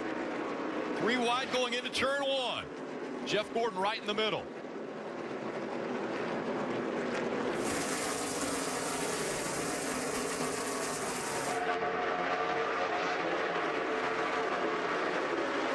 And once again, Gordon in the middle of 3 wide. Justin Allgaier in the 51. Almost been a little bit of a thorn in his side today. But this is what we talk about. Jeff Gordon's in the chase. Justin Allgaier isn't it. But Justin Allgaier has every right to race this racetrack, as does the playoffs guys.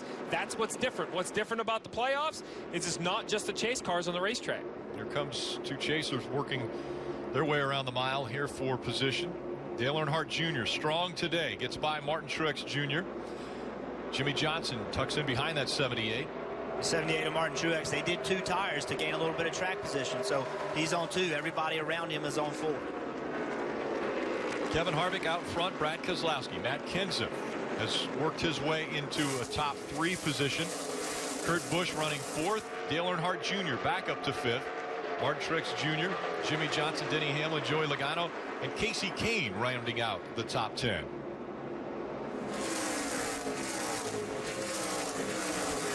Now Jimmy Johnson looking at the inside of that 78.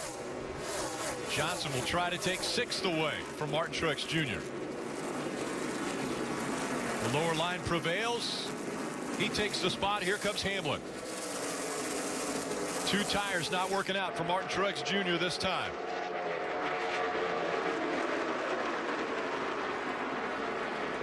Joey Logano next in line to try to get by Martin Truex Jr. as he continues to fall back. So Truex, when he pitted, he was running 11th. So the goal here is to try to pick up some spots, obviously.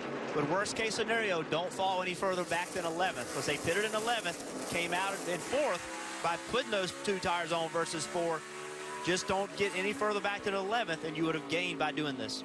And the other strategy and adjustments that were made to a car that we have to look in the similar situation was Jeff Gordon, who pitted when he was running 12th, made some adjustments to that car. They fell back outside the top 20. Now he's worked his way back up to 16th. So still, it's been a loss with the adjustments that they've had to make. But that's what happens. We talk about the decisions these crew chiefs make, and we forget about them. This is a decision that was made over 100 laps ago, and they're still behind because of it. It's quicksand. You kind of start, the more you struggle, the deeper you go. Just like Carl Edwards in the 19 team. They had removing equipment on the last pit stop, had to go to the tail end of the field. That penalty is going to be very hard to dig out of. If we look on the pit stop, they only take right side tires. But as they go to drop the jack, you see at the back of the car, the gas man, he's trying to stay plugged in as long as he can. He's trying to get as much fuel in the race car as possible. When Carl Edwards leaves, it catches the dump can, it goes over the white line. That's a penalty. But the compound penalties and mistakes, after they were told they had a penalty, the 19 went to the tail of the field. But, Jeff, they didn't come back in to get left side tires. You're already starting left. I think it was just a mental mistake. Let emotion take part. They didn't come down and take left side tires. There was no harm in it. They should have completed the 4-tire change. And Joey Logano now trying to get by that 78 of Martin Truex Jr. For more on the 19, Dave Burns. Rick, I asked his crew chief Darian Grubb this morning what Carl needed to do today since he finished 2nd last week. It's not a must win. He said we must finish top 10. Well, they had to restart 26th, so there is some work to do there. And Steve, isn't it interesting? The whole can didn't have to leave. It was kind of like an out of bounds in football versus soccer. Just a little part of the can left the box, and that was enough. That's all it takes. You own your pit box, but outside that pit box NASCAR owns, you can have none of your equipment leave the pit. And that's really for a safety reason more than anything. Why is that a penalty? Because we can't have air guns, dump cans, parts of pit equipment leaving the pit box. Another car could hit it. It could hit another crew member. It's really a black and white call. Unfortunately, it didn't take but half the dump can to penalize the 19. Yeah, if a wedge wrench stays in the rear window of a car, goes out on the racetrack, you know, that's potential danger for everyone around this track. So they don't want any equipment ever leaving the box, and that's the reason for the penalty. As we continue to watch that 78 of Martin Truex Jr. just fall back further and further. He's battling. He's fighting hard, Jeff, but it's just the fresher left side tires in these cars that are catching him. The 5 at Casey Kane. You see how much better it turns on the exit of the corner. He's able to get the power down. Now he has position on the 78, entering turn 1. He's still in ninth position, though, so right now the gamble is worth it. You know, again, if he falls back past 11th, then you have to consider that it wasn't worth it. Casey Kane running 10th, trying to take that 9th spot away. Ricky Stenhouse Jr. just behind him, just outside the top 11. Harvick still leading in New Hampshire. I want to take a look at our Toyota driver update. Matt Kenseth running the best of the Toyota drivers in 3rd. Denny Hamlin 7th. Carl Edwards with an issue on pit road. He's now running 25th. Kyle Busch running 40th now after hitting the wall, and they are in the garage continuing to work on the 18. How does that affect the chase grid? We look at the 16 drivers as they run. Denny Hamlin with the win will be up top. Kevin Harvick right now hovering right around the cut line in 12th, but of course if he wins he goes up, and that adjusts everything down to where Jeff Gordon would then drop down into 12th. But you see Clint Boyer down there 28 points below the cut line. Kyle Busch already 4 points below the cut line because of the issue he had on the track today. This is why this is so stressful to the teams. I mean, you know, Kyle Busch and his team, they're having a good day. They're not doing anything wrong. They're not running great, but they're running well. Have a good chance to get a good finish. In a matter of a second, your entire season can change, and that's what all these teams are dealing with. They know it. Kevin Harvick has dominated this race, but the race isn't over. There's a lot of racing left to go. Anything can happen. He can go from, hey, it looks like a sure win, to being completely out of the playoffs. Kevin Harvick has already locked up the point for most laps led. He's at 161 laps led. Nobody can beat him for that honor because there's only 116 laps to go. It's Brad Keselowski, Matt Kenseth, Kurt Busch, Jimmy Johnson. They are the top 5 behind Harvick. And Denny Hamlin has taken that spot away from Jimmy Johnson, that top 5 spot.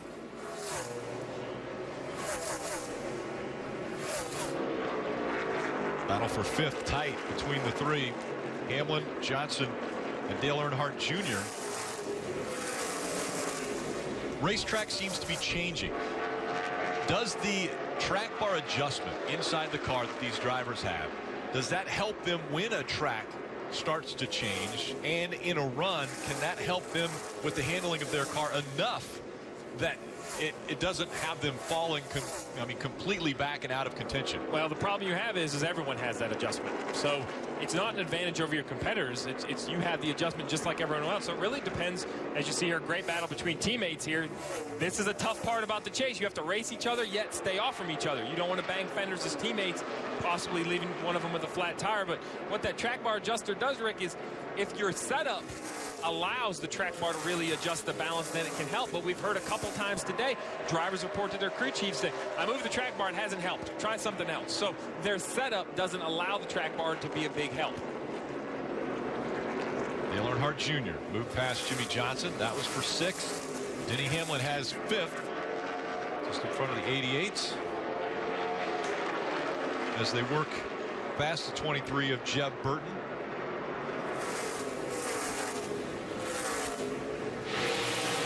We want to go through the field once again, and we'll start with Marty Snyder.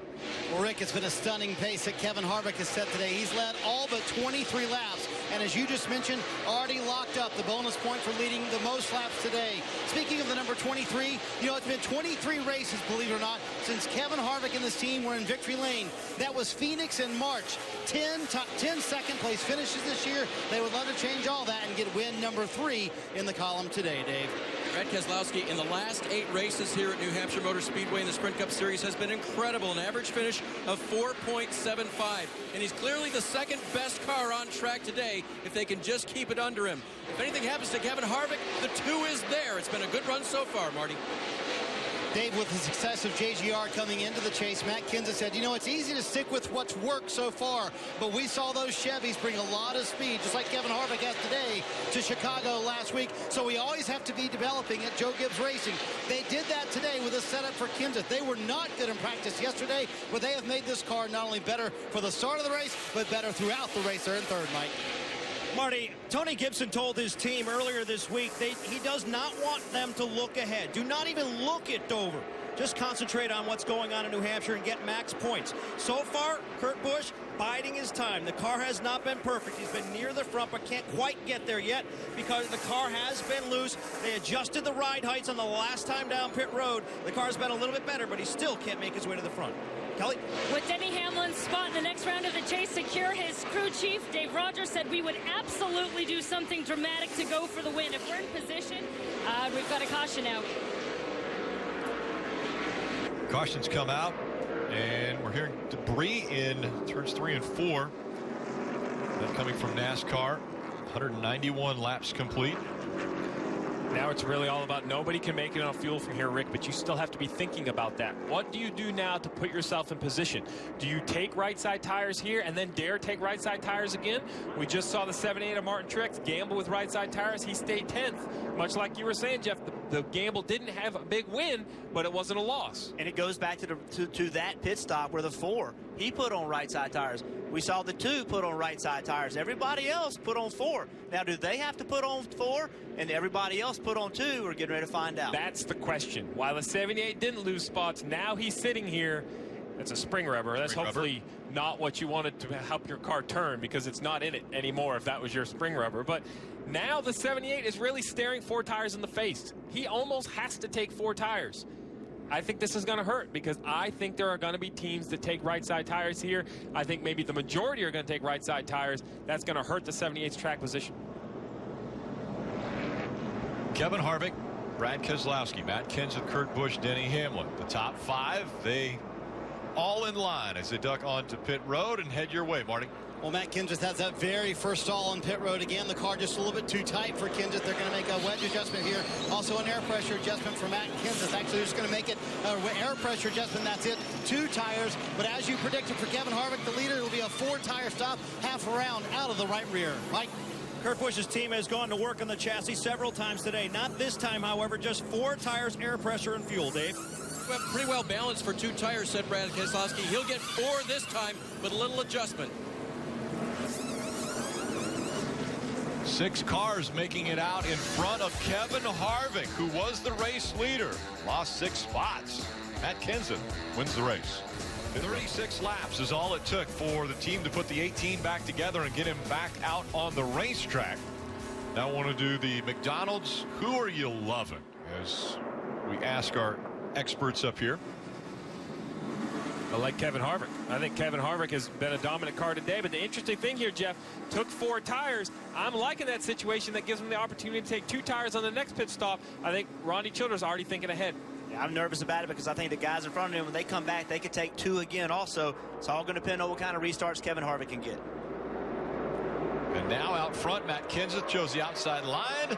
Green flag back in the air. We're back underway. Closing in on 200 laps complete. Lap 197, way down to the bottom of the track, and on the apron was the 4 of Kevin Harvick. That's a new groove. I've seen low, but that's a new low. That's unbelievable. All the way down to the grass. Now Martin Truex is going to have that option as they go 3 wide into turns 3. Very congested through 3 and 4. So you talked about 2 tires versus 4 tires. The 2 guys that have 4 tires are the 2 car and the 4 car. So the race for this win could be happening right now. If the 2 can stay in front of the 4 and then everybody else comes in, these guys are able to take 2. If everybody else has to take 4 later, then the 2 could have track position on the 4. That's absolutely right, Jeff. You have to understand who you're racing. When it comes to 103 to go, the crew chief has to tell the driver, who must you get in front of? Who are we racing that's on our strategy? Tony Stewart falling back, did some pit strategy to get up into the top 10, running 8th now. Trying to hold on to a top 10 position. Kenseth, Earnhardt Jr., Jimmy Johnson, Joey Logano, Brad Keselowski, the top 5. The other concern I have about having to pit or losing that track position is you've led the race all day. You have no idea how your car drives behind other cars. This is the first time, really, with the exception of those first 30 or 40 laps, where Kevin Harvick's had to pass cars from behind. So this is the first time he's been in that situation. Well, as I look at the lap times, it looks like it's 48, smoke coming out the back. Left front tire looks to be down. So Jimmy Johnson looks to have cut a left front tire. The problem with this, unless a bunch of debris comes off that left front tire, there'll be no caution for this. You hear him saying, it's flat, take care of it. He was third. Another chaser with issues. Left side, right tire jack, left side. Get ready to pick the car up. You heard Chad, get ready to pick the car up. There's no interliners here. They're going to have to get the car lifted up to get the jack underneath it. That's going to be the biggest concern, is this has to be an efficient stop. Coming in with only 3 tires up. Back it down, back it down, back it down. Kelly, they're in front of you. And they took 2 tires last time around. Chad Knaus so positive, so high on his pit crew. It was a left front flat for Jimmy Johnson. He saw the smoke straight away and radioed it back to Chad Knaus, who immediately told him, of course, to bring it in to pit lane. A pretty quick stop there to get those fresh tires on the left side there. And Jimmy Johnson making his way off of pit road and back out onto the racetrack.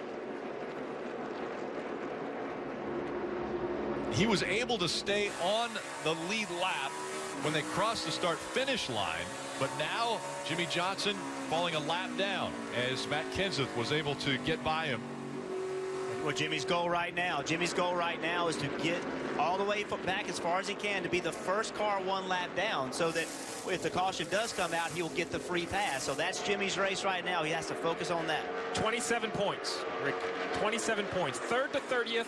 In the last 60 seconds, Jimmy Johnson's lost 27 points in the chase. That's how quickly it can happen. As we mentioned at the very top of the show, things happen quick. Matt Kenseth, race leader. Dale Earnhardt Jr., Brad Keselowski, Kevin Harvick has worked his way up to 4th now on that 4-tire stop. And when we talk about cars that handle good and will they handle in traffic, on the last restart, Kevin. Oh, into the wall goes the 10. And 10 is hit as well as she was coming back down the track. Danica Patrick. Looked as though the 55 of David Reagan made contact with Danica as she was coming down the track. She gets the car refired. Looks like she's going to try to drive it back. All that blue foam you see on the racetrack there was probably out of the door of the 55. Probably peeled his door open, probably the right side, but looking at the 55, that's the energy absorbent foam that's in the door between the sheet metal and the chassis. The window net's down on the 55. That's always a good sign. But you see the right side of that car is completely torn off. Yeah, Danica was having a good day today. She was running 12th, had run well all day long. So once again, they don't get the finish they were looking for. Yeah, Danica was running 12th. The 55 is running 22nd. Danica on the outside of Newman. And around she goes. Didn't look like there was contact there, but could have been earlier. Yeah, I have to believe there was contact the way she turned around quickly. Here comes David Reagan. Nowhere to go. He did nothing wrong. Yeah, with a 3 wide, it was right here, I think, is the best shot. You have the 31 underneath the 10.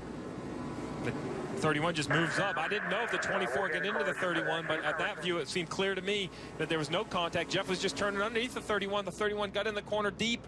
Yeah. In between the 31 and the 10, there was definitely contact. Whether the 31 came up or the 10 was coming down, that's what makes this corner so difficult, Jeff, because what's the line? You can't follow the dotted line. What's the natural line of the cars into the corner? Yeah, Danica was expecting Ryan Newman to go all the way down to like the left, put the left sides closer to the yellow line. She was protecting that spot, trying to, arc in the corner, and just Ryan Newman thought, hey, you're not coming down that far. So Ryan Newman didn't do that on purpose, but ultimately it looked like Ryan did not give her the room that she was expecting. Now they've stopped the field on the backstretch. We've gone to a red flag condition. A lot of cleanup is going to have to take place in turns 1 and 2. All the foam that came out of the cars. As a driver, Jeff, when Danica Patrick initially hits the wall and then comes back down the racetrack and the car stops, do you kind of loosen up a little bit and Yeah, I always was. I was always, until everybody went by me, I was always expecting to get hit again. It's kind of the fear you have of being sitting in the middle of the racetrack and somebody T-boning you. That's one of the biggest fears a driver has. So, yeah, I think you stay, and your belts are so tight. Really, whether you're relaxed or not really doesn't matter. But the only thing you can do is hold on to the wheel, kind of get your head up against all the head supports so that if you do get hit, your head doesn't move a great deal. But, other than that, the safety system inside the car should do the majority of the work. You see all the crew members looking at the car. They can't work on it under a red flag condition. They might actually do it, though, because the penalty of it is not going to hurt them that much if they want to start working on this car. But everyone else, anyone else involved in it or wanting to have any work done to their car can't work on the car under a red flag condition. So the 10 has made its way into the garage. Danica Patrick will climb out of that car. Big hits between David Reagan and Danica Patrick after Patrick was up into the outside wall. We're under a red flag condition in New Hampshire. Is Clint Boyer. He currently scored in the 10th position, has moved up 16 spots. Stop in at Sprint, cut your rate plan in half. Just bring in your Verizon or AT&T wireless bill and turn in your old phone. And Clint put on 2 tires that last pit stop to gain a lot of spots. Now again, the goal is to keep these spots. Don't give them back up. I know you have 2. You're racing down a lot of people that have 4. But to make this work, you got to keep this track position. Jeff, I'm frustrated. I'm frustrated by some of these pit decisions. I look down and I see Paul Menard. I think that was a great pit decision to be in 19th. You see on the chase grid, he's currently 4 points out. But what does he have? He has fuel. He pitted at lap 206. Can he stretch his fuel to the finish? Right in front of him, Jamie McMurray in 16th. He's 3 points to the good. He's short on fuel. So I like the gamble. We talked about the 27. We were very harsh on the 27, not showing the speed to win. I think Justin Alexander, Paul Menard's a great gamble for the 27. This is what they need to perhaps move them through the next round. Steve, to your point, the longest anyone has gone, the longest between stops has been 83 laps. We have 91 laps to go. But we don't know how many cautions we're going to get. A lot. We may get a lot of cautions, and that saved Paul Menard. We will find out. Field all in line, 2 by 2. Kenseth and Earnhardt in the front row. Green flag back in the air.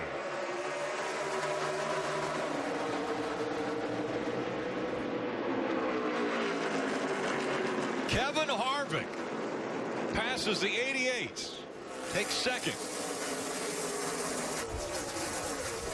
Dale Jr. did not get a good restart. That helped the 4 car, but it hurt the 2 car. 2 of Dale Earnhardt Jr., or excuse me, the 2 of Brad Keselowski, who's all over the back bumper of Dale Earnhardt Jr. on the restart. Looked like he was trying to push him. 4 car goes from 4th to 2nd on that restart.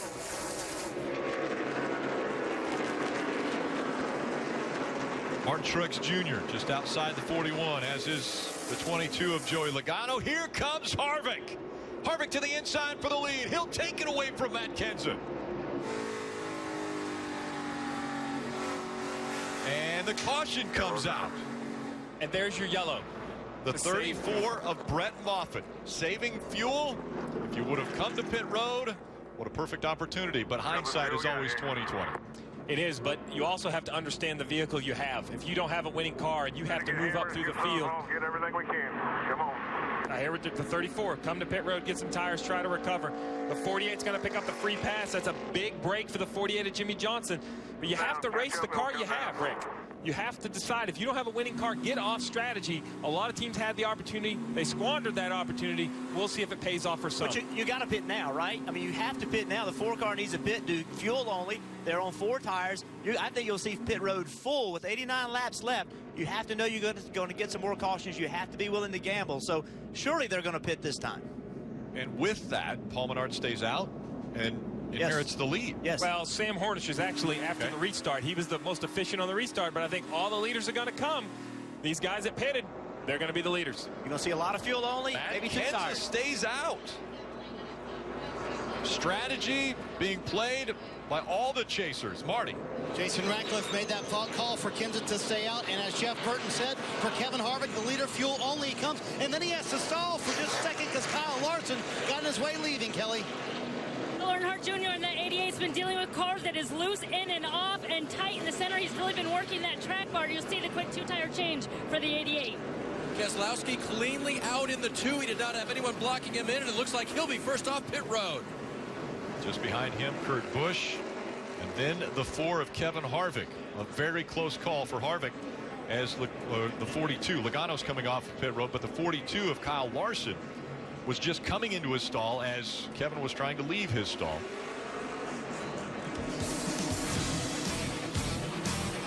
Close call for the 42 and the 4 on pit road.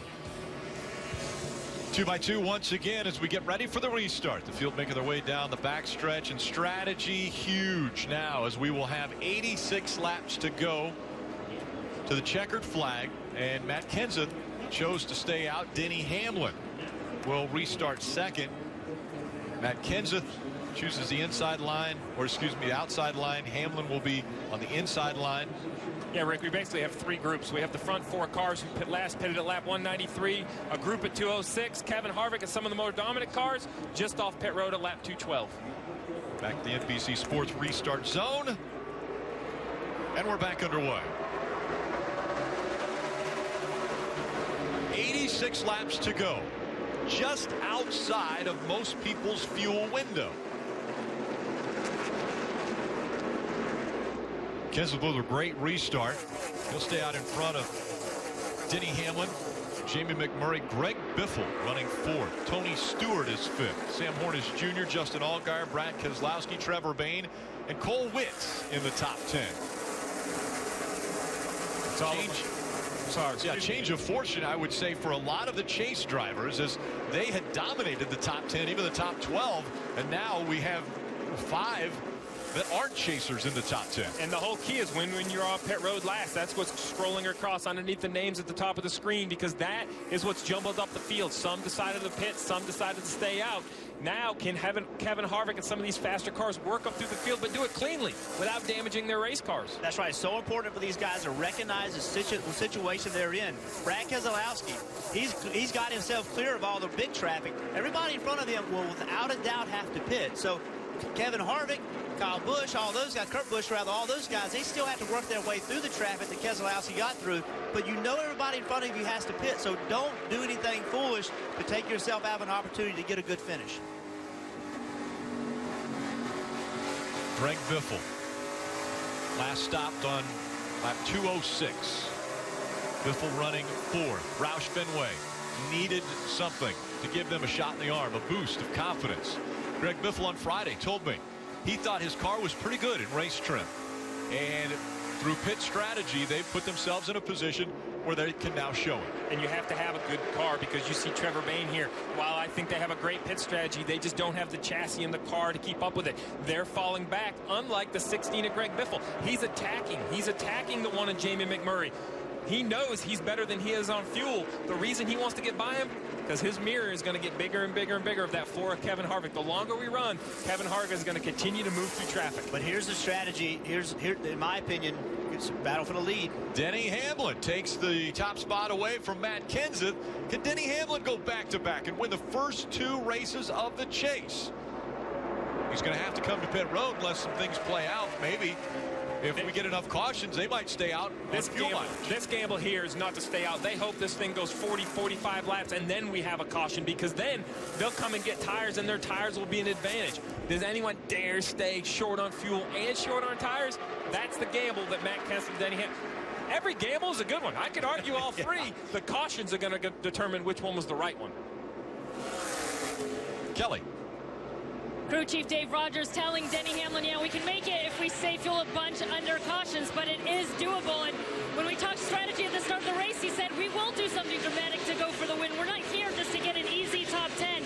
We're going to go for it. Then I asked him, would you consider doing anything to help a teammate get a win and get through? And he said, absolutely not. And it was actually Matt Kenseth's philosophy that he agreed with. He said, look, you help your teammates out until the point that it costs you something. My guys work way too hard not to go for the win every time out, Marty.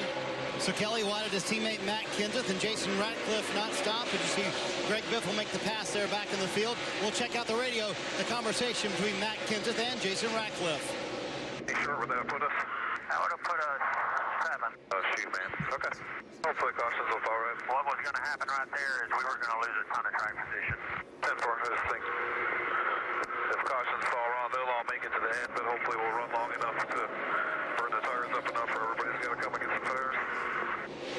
So that was the theory of why the 20 did not pit. Steve, I'd love your take on that. They thought if they did pit, they would go way too far back in the field and burn their tires up too, trying to come up through the field. And they were still 7 laps short, so not much to gain there for the 20 team by pitting on that last caution. Yeah, I hear that, but I also hear a little disappointment in Matt Kenseth's voice when he said, oh, shoot, because he knows and he's seen how this race runs out. I think the big question now isn't Matt Kenseth and Denny Hamlin. The question's behind them. I look at Greg Biffle. I think he can make it from lap 206.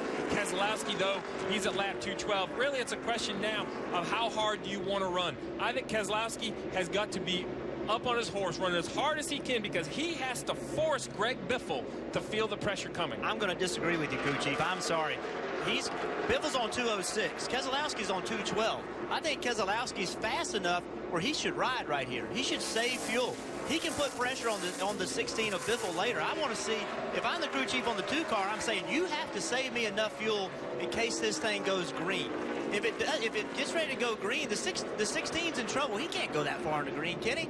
So I think you have to focus on this being a green flag run, because if it is, and you can make it, you're going to win the race. There were teammates fighting for position there. Kevin Harvick has 7th. Kurt Busch 8th. Eastern. NASCAR is on NBCSN. Welcome back to New Hampshire Motor Speedway and the Sylvania 300. Denny Hamlin continuing to lead. Hamlin now has led 11 laps in the 11. Moments ago, Mike Massaro was able to talk with Danica Patrick. Danica Patrick drove her car back to the garage, but you walked to the care center. Are you okay?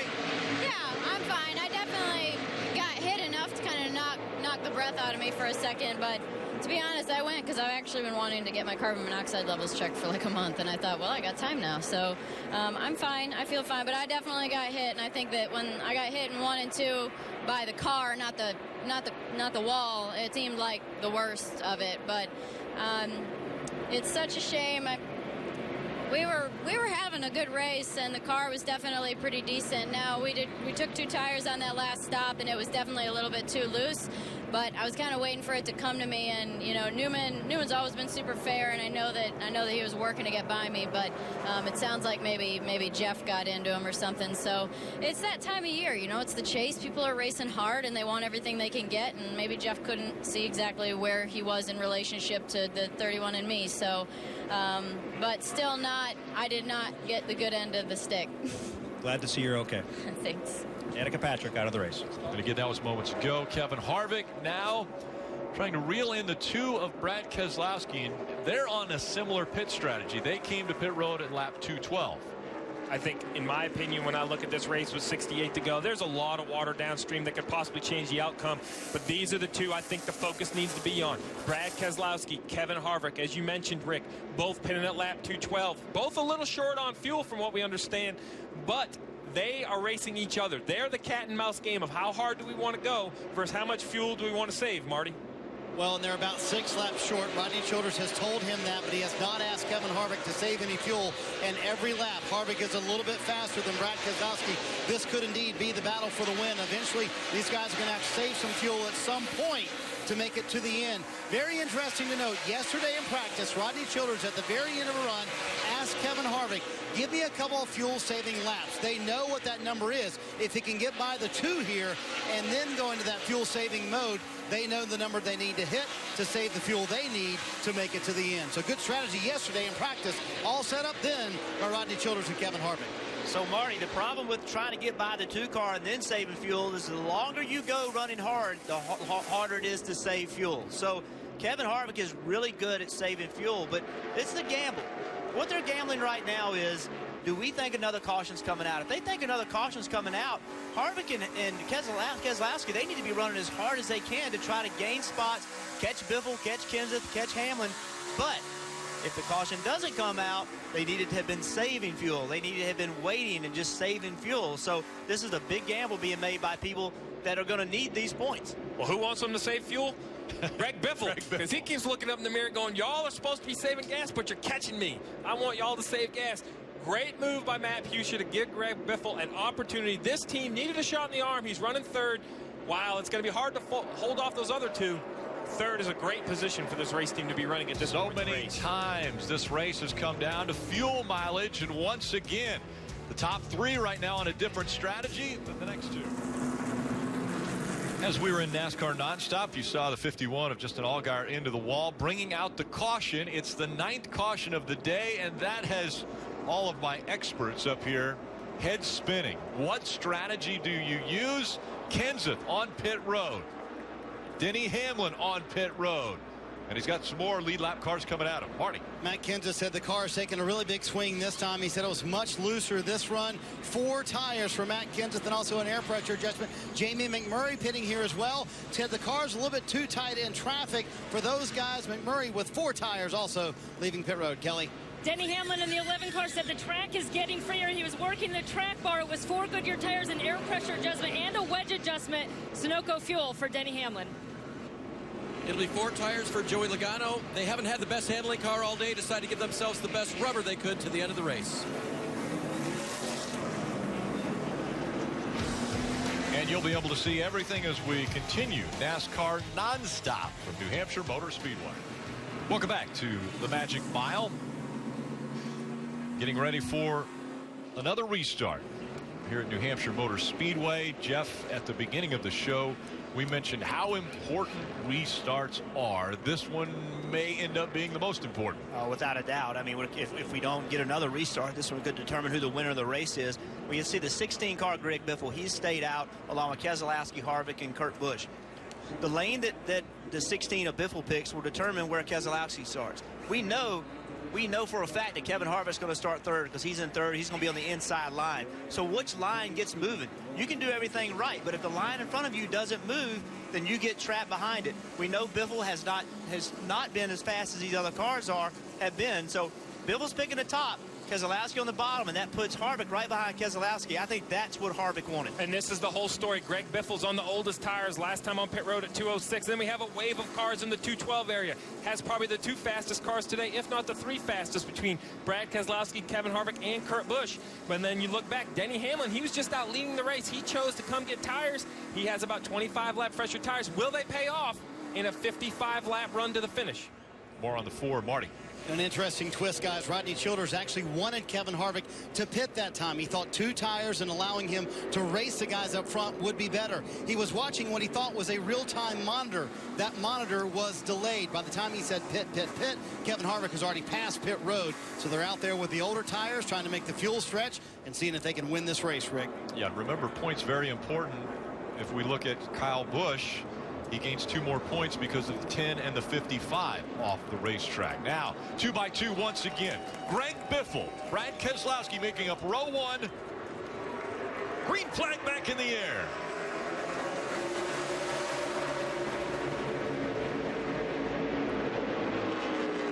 The 19 of Carl Edwards looked to the inside of that 4 of Kevin Harvick. Just as they were getting into turn number 1, Biffle, can he hang on and stay in front of Keselowski? He does. And NASCAR is saying the restart is under review. So they are going to take another look at that restart. The control car, the 16 of Greg Biffle, as they were coming into that restart zone.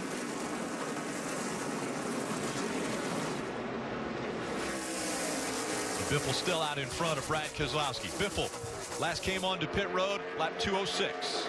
Keselowski and Kevin Harvick, lap 212. You see Carl Edwards to the inside of Dale Earnhardt Jr. Keselowski all over the back bumper of Greg Biffle.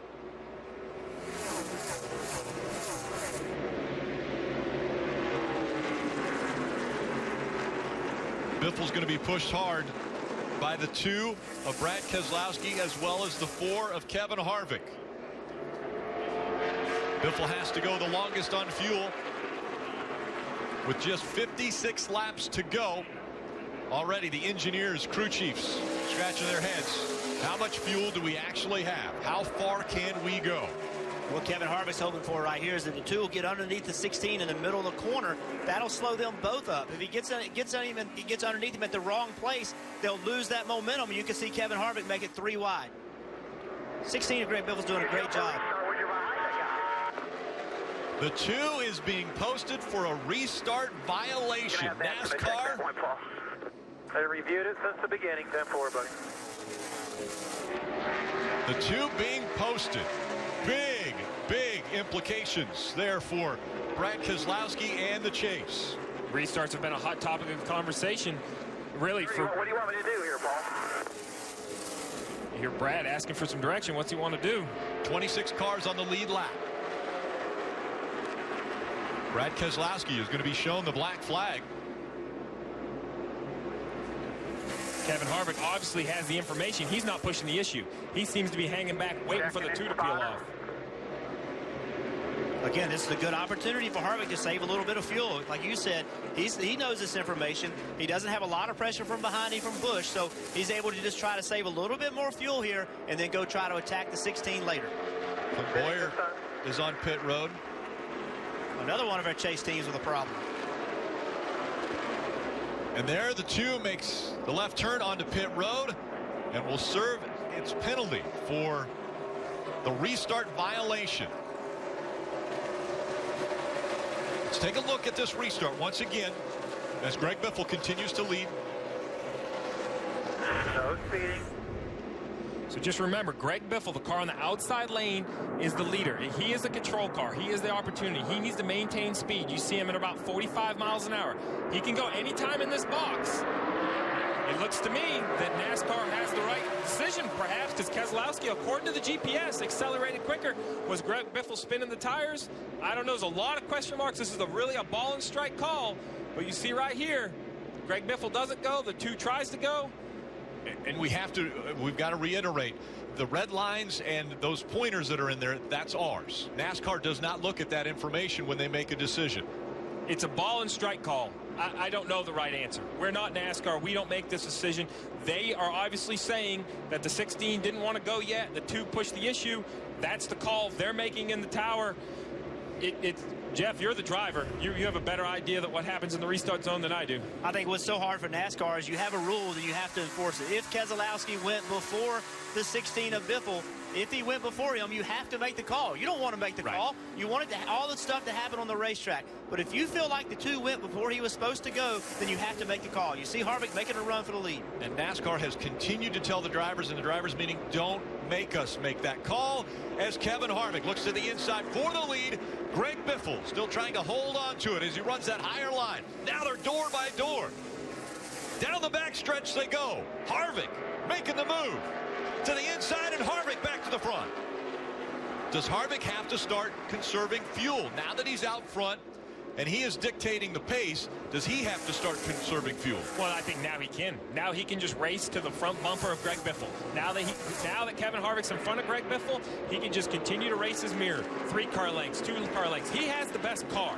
He can be pretty aggressive. He can back right up to the 16 to save as much fuel as possible. And the advantage he has is that the 16 has to do the same thing. The 16 can't force the issue with the 4 car. We know the 16 needs more laps of caution than Harvick does. So the 16 cannot push the issue with Harvick. This is a time that Harvick can really save a lot of fuel. Kevin Harvick out front. Greg Biffle running second. Hamlin, Kenseth, Kurt Busch the top 5. We go NASCAR nonstop. And welcome back. It's Kevin Harvick in front of Denny Hamlin now, as Greg Biffle has dropped back to 4th. Matt Kenseth running 3rd, but the fastest car on the track is the 11 of Denny Hamlin, who came to pit road on lap 239.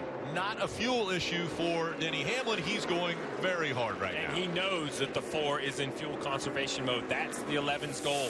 He already has a win in the bank. There's nothing for him to lose. He's going to push this 4 car as hard as he can. At some point, Kevin Harvick is going to have to decide, have I saved enough fuel to hold him off, or do I have to continue to save, Marty? Well, Steve, even before he took the lead from Greg Biffle a moment ago, Tim Fedewa, spotter for Kevin Harvick, told him, listen, we've got to start saving fuel. So he was sort of in fuel-saving mode, getting around the 16 car. But then once he got past him and saw the 11 coming, Rodney Childers said, you know the 11's going to run us hard. Do all you can do to keep him behind you, but also stretch that fuel. It's been since March since Kevin Harvick won. He's going to do everything he can to keep it up front. And, Marty, I think part of this decision is based on what they feel like they have to do to transfer to the next round. If they came into this race just completely believing that they have to win in order to transfer, then you do one thing. But if you analyze, you say Bowyer's not running well, Kyle Busch has had problems, Keselowski now he's a lap down because of the penalty. If you look and analyze, do you then say, you know what, second, third's okay? That's good enough to move us into the chase, and those decisions are all that thought process will go into making a decision on what the 4 car wants to do right now. But Jeff, how difficult is that when you have that apple sitting out there? I mean, Kevin Harvick knows if he wins this race, he advances to the second round. He also knows if he runs out of fuel, he'll have to win Dover. And like Steve said at the beginning of the show, don't leave New Hampshire knowing that you have to win Dover. Marty. And Jeff, remember, he told us in the pre-race show, there's a lot of ways for us to get to round 2. We do not have to win to get to round 2. So they know all they need to leave here is with a top 3 finish. But right now, he's able to keep in front of the 11 and the 20. And again, this battle now taking place between Harvick and Hamlin would have been a 3-car battle if it wouldn't have been for the restart penalty that Brad Keselowski suffered. Dave? And Rick, Brad was so confused because when he got word that he was going to be black flagged and had to make a pass-through penalty, he was behind Greg Biffle. He said, how can I, have the penalty when I'm behind the guy? But that's not when the call was made, and the call was made on the restart. Now his spotter, Joey Meyer, is trying to direct him through traffic. A car in front of him is either, quote, a lap car, or it's given a number. If he gives it a number, that car is worth a point. Brad came out 25th and last on the lead lap. Now everyone he passes on this lap is a point and toward the championship. Yeah, Brad Keselowski still on the lead lap. He's running 24th now. There are 25 on the lead lap. See the battle for the lead. This is battle for second now. Now let's go back to the restart for just a moment. The drivers have been telling NASCAR, we want you to make calls. They feel like that they want the rules, and they want to have to abide by them, because if not, then it's free reign for everybody. The problem is when they call it on you. Then you feel like, well, I didn't do it. They shouldn't have been the penalty on me. But, the drivers continually push this restart thing, and it's gone on and on and on. And NASCAR has said, you know what? Enough's enough. We're going to start penalizing. Denny Hamlin's in a difficult position. He has his teammate behind him. His teammate has run him down. If the two of these cars battle side by side, that will put a little gap between them and the 4 of Kevin Harvick and make Kevin Harvick have an opportunity to not have to run as hard. Denny Hamlin wants him to run as hard as he possibly can so that he can get up there and win this race. But he's got Matt Kenseth behind him, so he's got to work as hard as he can to keep Kenseth behind him. Absolutely, and I look farther back because we know cautions can come out. We have Joey Logano consistently run some of the fastest laps on the track in 4th. So these guys all have to play the game of how hard do they run versus fuel versus the 4-car. But these two Joe Gibbs Racing teammates, they're battling hard. One with a win, one needing a win, but you wouldn't know it. You wouldn't know their teammates. They're going to battle hard to the finish for the win. Denny Hamlin running second, already has a win, already has that free pass into round number 2 of the chase. And Mike, moments ago we saw the 15 come to pit road. What were they doing? Well, yeah, obviously an unscheduled pit stop on lap 247 for Clint Bowyer, just adding to the frustration of the weekend for him. They thought he had a right front tire going down. They came into pit road. They changed all 4 tires. They looked at the right front. It didn't appear to be flat. It may have been going soft, but it wasn't completely flat. It looked like it was up, but obviously not a situation the 15 wanted to experience. They needed to come away with a pretty good run today.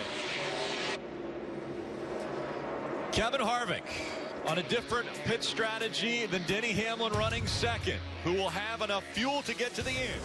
Let's take a look at today's Mobil 1 performance factors.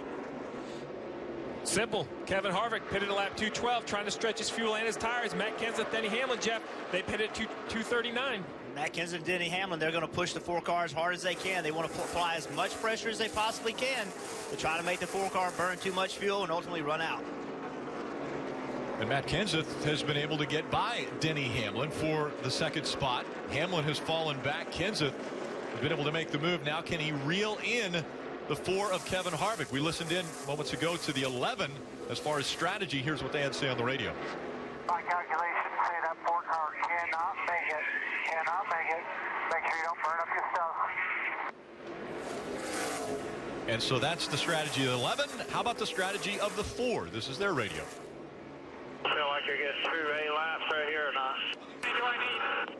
Well, probably 12 total, but that was starting at the beginning of the run, and that's not saving anything under caution like you did. And what makes me nervous about that is when he said, how many do I need? That makes me nervous because that sounded like I hadn't saved any. Oh, if the driver doesn't know how many laps he needed to save, then how much do you know to save? So that makes me nervous. Marty, what about the 20? Kenseth now up to second. Well, and clearly catching that 4 car as well. A moment ago, he was behind his teammate Denny Hamlin, and he said, I burn up my tires here. He told Jason Ratcliffe, I'm going to back up for a moment, let him cool down, and then make a run at the 11. About 3 laps later, he passed the 11, and now he's reeling in the 4 because Jason Ratcliffe told him on the radio, you're doing a really good job. Someone needs to put pressure on that 4 car. If we do, I don't think he can make it the rest of the way on fuel. This is getting really fun, isn't it, guys? Absolutely. Now it comes down to 22 laps. Does Harvick have enough? And if he does have enough, can he still hold off Matt Kenseth, who is charging to the front?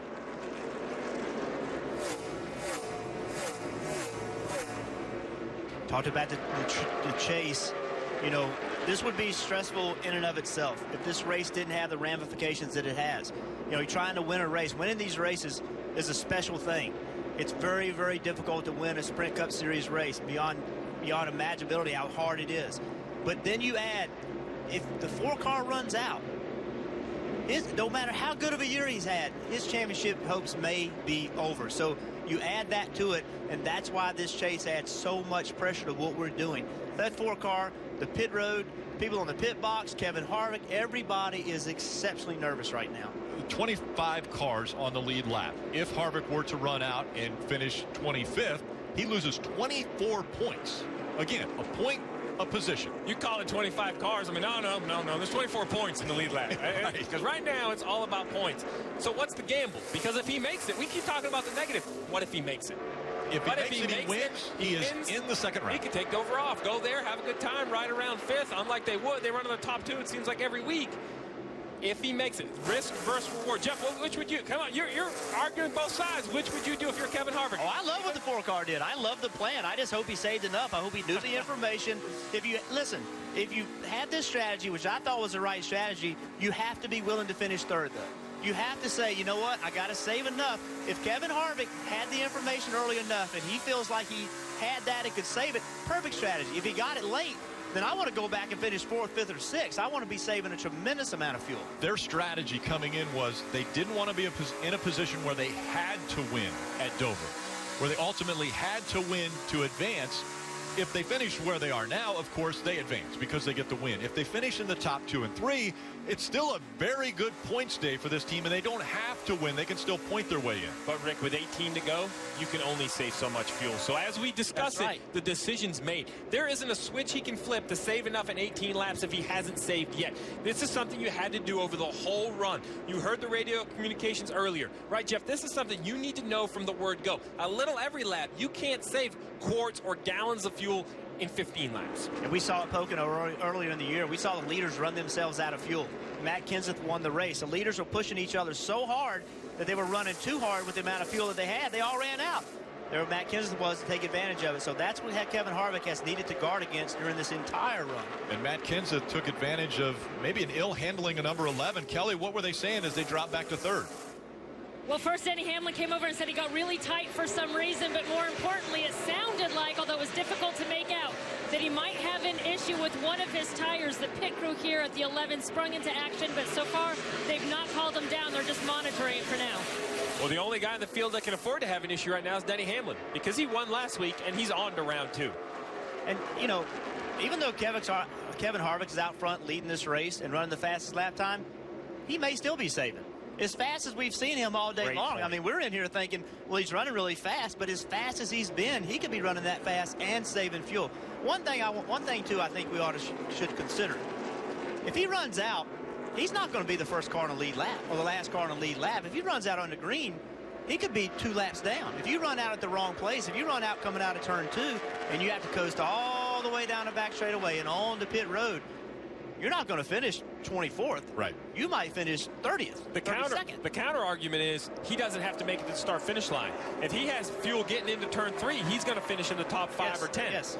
And guys, as I look at the numbers here, 74 plus 14 to go puts you at 88. The pit window, 82 to 88 laps. Although Childers said, guys, I don't think we're going to be, in our window. So maybe they weren't getting that good a gas mileage. And they had 6 laps of caution. You could save a lot of fuel. That could save you 2.5 to 3 laps. But remember at Watkins Glen, guys, he ran out of gas with a corner to go and can come down that thing. But also, he made it farther than you and I ever dreamt he could, Jeff. So Kevin Harvick's proved he could do it. He proved he could save enough fuel. What Matt Kenseth's thinking right now is forget about the fuel. If I catch him and pass him, it's not going to matter if he makes it or not. I was Kevin Harvick's teammate for a long time, and one thing Kevin did for several years, in every single practice, he would go out and he would run and he would figure out how to save fuel.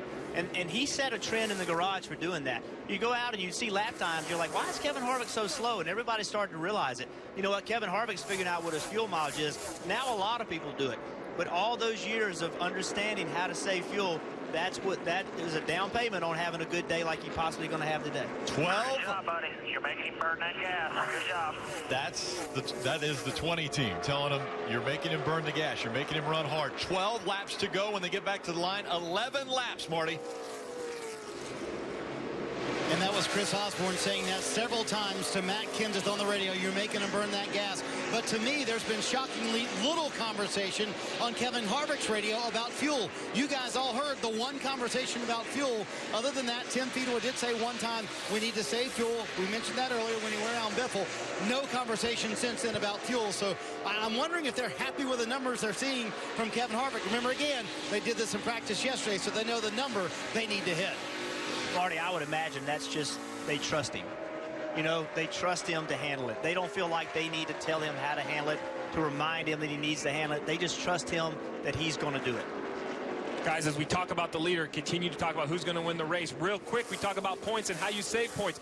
Jimmy Johnson was the lucky dog just a little bit ago after a flat left front tire. He has fought back, currently running in the 8th position, and Brad Keselowski is 17th. That's what we talk about when we talk about points. You have to recover. The 48, they didn't want to run 8th. But just one caution ago, they were outside the lead lap in the 20s. A great recovery by the 48. This could be the race they circle that moves them forward into round 2. How about Brad Keselowski, who has fallen all the way back to 17th now? I think that's a great recovery, though. Oh, he was yes. 25th after the penalty. So he battled back. I guess you should be saying he moved up to 17th, but after that restart penalty, he's all the way back to 17th. There for a while, he had fallen to 23rd, 24th in that range. So working himself back up to 17th with cars in front of him that he could go past, so he could still claw a top 15 out of this. Yeah, those are the recoveries people don't talk about, but those are a lot of points when it comes to the next round and the next round. Under 8 to go.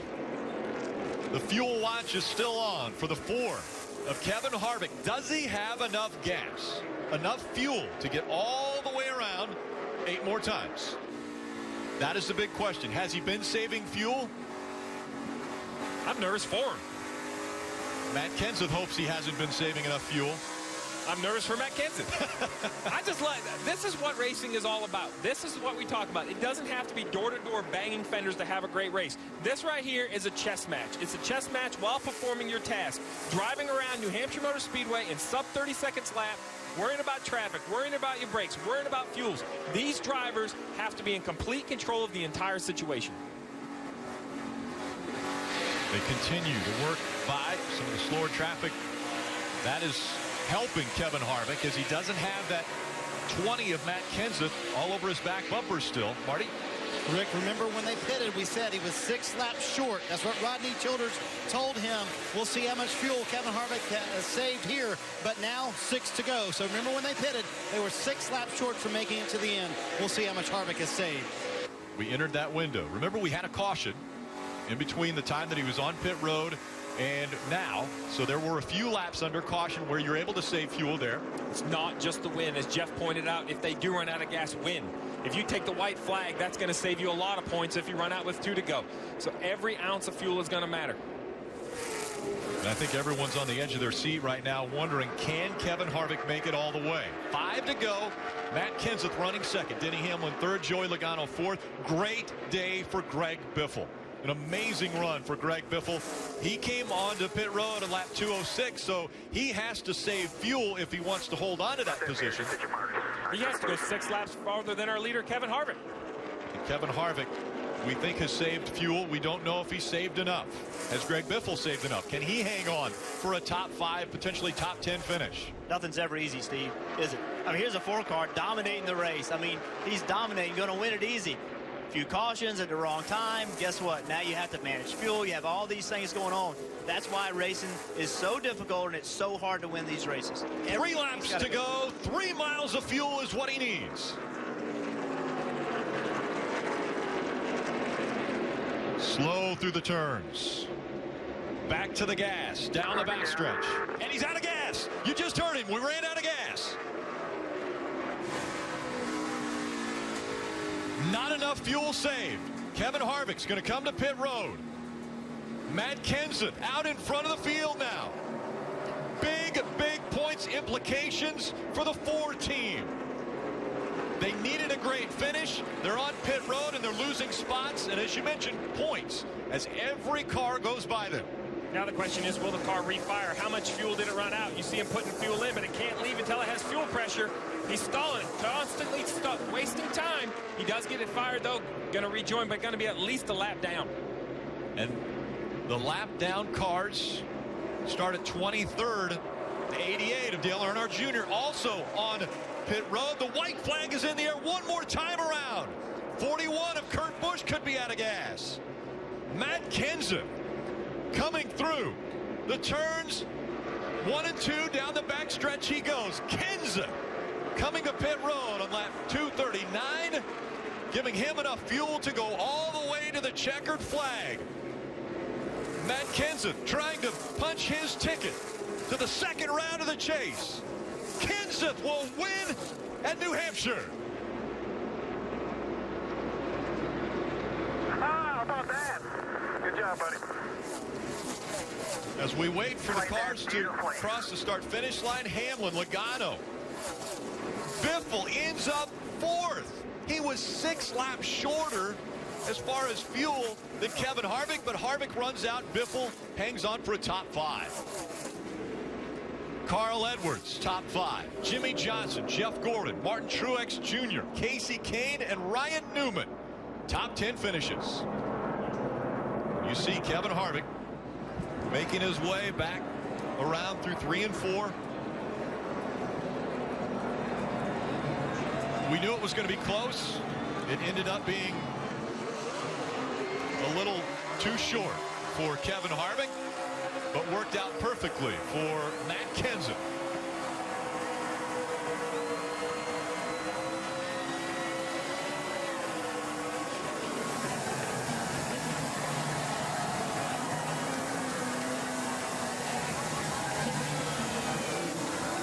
Momentum and Joe Gibbs Racing. Joe Gibbs Racing has won 4 consecutive races. It wasn't with 4 different drivers. 13 wins in 2015. What an impressive list to join. With 8 races to go. A lot of time and a lot of momentum behind them.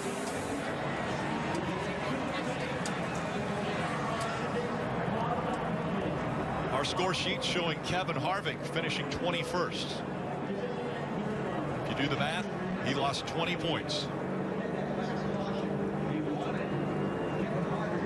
Dale Earnhardt Jr. 25th. Clint Boyer 26th as far as chasers and where they end up. 1 race to go before the cutoff. The bottom 4 in points in the chase do not advance into round 2. You win and you advance. It's funny, it doesn't change. You know, I thought about it a little bit today, and I was like, you know, we're running second to Kevin, third behind Denny. I was like, well, this first round, if you get all top 10s, you're going to advance. And I'm like, man, forget that. You got to work and try to catch them and beat them. These things are just too hard to win. So we'll go there and bring our good stuff and try to run as good as we can next week and go on from there. Joe Gibbs Racing has now won the first 2 races here in round number 1. How would you describe the performance right now that we're seeing from JGR? Well, the thing about rolls and momentum, it can stop at any given moment, so you got to enjoy it while it's here. I've been enjoying driving this 20 car and working for Coach and Jason and this whole group. It's been awesome. I think we still got some more coming, so it feels good. I got a funny suspicion we do have more. Matt Kenseth in victory lane here in New Hampshire. And that was a lot of emotion out of Matt Kenseth. You don't see that type of celebration from that guy right there, but he is enjoying every minute of it. Moments ago, Dave Burns caught up with Brad Keselowski. Unofficially, Brad Keselowski picked up 13 positions as he ran there at the end, but that wasn't the big story, of course. Brad, describe your understanding of the penalty you received on the restart. Oh, yeah, it's a pretty basic understanding, and it's an entertainment sport, not a fair sport. But you know, we had a great car. The team on the Miller Lite Ford Penske team was really strong. I don't know if we would have been able to beat the 20 and 11. It looked like they probably had 4 tires, but like I said, heck of a rebound. Really proud of my guys to come back and get a top 12 out of that, you know, without getting another yell or catching another brakes after the black flag. So part of it. How do you believe this sets you up for Dover then? Not as well as I think could have, but not terrible. Brad Keselowski made up ground there at the end after having to go through with a pass-through penalty. The penalty came on the restart. I want to show you once again what took place. Brad Keselowski was second. Greg Biffle was the lead car. See, Biffle keeps his speed. It stays a steady 44 mile an hour all the way into the zone. Keselowski leaves before Biffle does. So I know that Keselowski's not happy with the call. It looks like Biffle slows down right here on the overhead, but we see by those speed icons, he kept his speed, and the 2 car left before that second line. So NASCAR got this right. So you're saying you agree? You agree with the call that was made by NASCAR? Okay, listen, what's difficult about this is they didn't make the call last week. Sure. Okay, that's what makes this difficult. But at the same time, all the drivers have been saying, look, we need you to make these calls. They made it this week. That was the right call. What Brad's going to say is you didn't make it last week, so why make it this week? And that is what makes it difficult. There's not much to add. He's absolutely right. The point is that there's been inconsistencies till now, but NASCAR has mentioned last week they added cameras. They added some things to help them make these calls. They didn't feel like they were as prepared as they needed to be to make some of these calls in past races. They have mentioned it, that if that continues, they're going to have to. Don't put us in a corner. Don't make us make a call. Today, I agree with NASCAR. I agree with Jeff Burton. I believe the 2 accelerated before. Now, he might have done it last week or 2 weeks ago, but it doesn't matter. In today's NASCAR, he accelerated first. He wasn't the leader. I agree with the call as well. And moments ago, Kelly Stavis caught up with Jimmy Johnson. A flat tire sent Jimmy Johnson from 3rd all the way back to 23rd, but you recover for a 6th place finish. How did you guys get it done? Just a good race car. We were fortunate to catch a couple quick cautions to get us back on the lead lap and get new tires on the car. And from there, we had to go racing, I think, with 50 or so to go. And the car was strong, maybe not a race-winning car, but certainly a top 5 car. And I think we got inside the top 10, and then it sounds like some guys ran out of fuel and got us to 6, which I'm really happy about with the slowest approach service to Chevrolet. We had to deal with a lot of adversity today and overcame and got a great finish. After 2 solid finishes, what do you think the game plan will be headed into Dover? You can't put your guard down. You've got to go in and race. Dover's a great track for us. A victory could be a huge shot in the arm for the team and really get some great momentum going for us. So we'll go there and give 100%, and hopefully it's a trophy. If not, hopefully it's advancing to the next round. Great recovery today for the 48 team. Jimmy Johnson looking for his 7th championship, but he's got to get out of round 1 if he wants to have an opportunity. Take a look at the chase grid now after 2 races. Kenseth and Hamlin, both with wins. You win and you advance. Carl Edwards pretty comfortable in the point situation. You look all the way down to Brad Keselowski after that penalty on the restart, 16 points in front of the cut line. I like Jimmy Johnson on up a little bit better, plus 27. I think they're going to feel good short of a DNF at Dover. They can go do what they need to do. But we saw Kevin Harvick easily lose a little over 20 points in the last lap of this race. So Ryan Newman, Kurt Busch, Brad Keselowski, that is still in the range of missing out leaving Dover. Harvick's got to win Dover. Boyer, if the penalty's upheld, he's got to win Dover. Everybody else can race their way in. We'll have to see as that race evolves what strategies his teams need, because Paul Menard only 1 point out. Dale Jr., he's only 1 point in. McMurray 2 points in. Dover's going to be very interested in this team. The Iron Man of NASCAR, Jeff Gordon, 12 points in front of the cut line. Marty Snyder's with him. And he is checking out that chase grid, believe me. But let's first talk about the day here at New Hampshire. Boy, it seemed like once you guys got back to 25th, it was almost impossible to get back to the top 10, wasn't it? Well, yeah, it was. It was tough to pass today, and this place is always tough to pass. But we started further off than we expected, but I got to give Alan and all the team, everybody on this Drive to Hunger team, a lot of credit, man. They worked hard, made some big adjustments, brought the car to life. And then we just needed some long green flag runs. Had a couple restarts that didn't go well. You know, some maybe pit stops that maybe the sequence wasn't great, but there at the end, that last one, that really helped us a ton. I mean, we had a long green flag run, had a decent restart, and we're just able to have, we're able to pick off the cars. Of course, a couple ran out of fuel as well, but it was a good way to close out the day. You're studying that chase grid. What kind of race do you think we'll see at Dover, and how does that set you up for this final or this first cut race? Well, Harvick's going to be on a tear, maybe even Kyle Busch. Those guys have had some unfortunate circumstances, and but they're so fast and capable of winning next week at Dover anywhere. And so, those guys want to be in this thing really bad. We've got to go there and be solid. I mean, we won there last year. I'd love to be able to go back and repeat that. So we're going to go, fighting hard. We certainly have a little bit of a cushion, but not enough of a cushion where we can go run easy. 12 points doesn't feel like a lot of a cushion, but nice seventh place finish looking today. for, but overall a top 5. How does that set you up going into the final round, the final race of round 1? Well, we're 33 points is good, which is great. Things are going according to plan. We're just having good, fast cars and good, solid runs, and I cannot thank my guys enough for sticking with it today. They fought hard. Darian took a really good gamble there at the end. It worked out. And, Sport Clips coming on board, that's huge for us. They're great people, and they really love racing, so it's cool to represent them well here. And now we'll go to Dover and have some fun. You had to fight back a couple of times, once because you were the guy that had 4 tires, once because the fuel can was still attached when you left the box. How did you get through that? Well, my guys just never quit. They did a great job.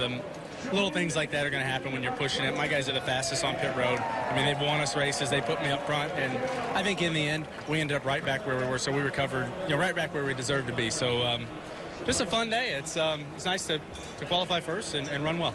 Confidence from today's pole sitter, finishing 5th today. And a smile on his face as he gets that top 10 finish. We look at the unofficial results. Kenseth and Hamlin now not only 1 and 2 in this race, but also 1 and 2 as they will advance to round 2. Good runs by a lot of Chase guys. But look at Greg Biffle in 4th and Casey Kane in 9th. 2 guys trying to spoil the party for the Chase drivers. Yeah, you see here on page 2, Tony Stewart, 11th. That's a guy that needed a good shot in the arm. Brad Keselowski, you can't say enough about that recovery to get to 12th. And then even Jamie Murray, Paul McNard, these are guys that were running a little bit behind at the start of the race, fought hard to still end up in the top 15. 21st through 30th. The Chasers Kevin Harvick after running out of fuel. Dale Earnhardt Jr. also out of fuel. Clint Boyer finishing 26th, 2 laps down. You have to go back even further before you see Kyle Busch's name.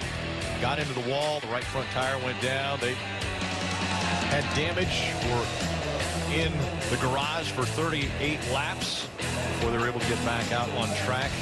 They made up about 5 spots, 5 positions by coming back out on the track. And every point is very important as we look at the chase grid through 2 races.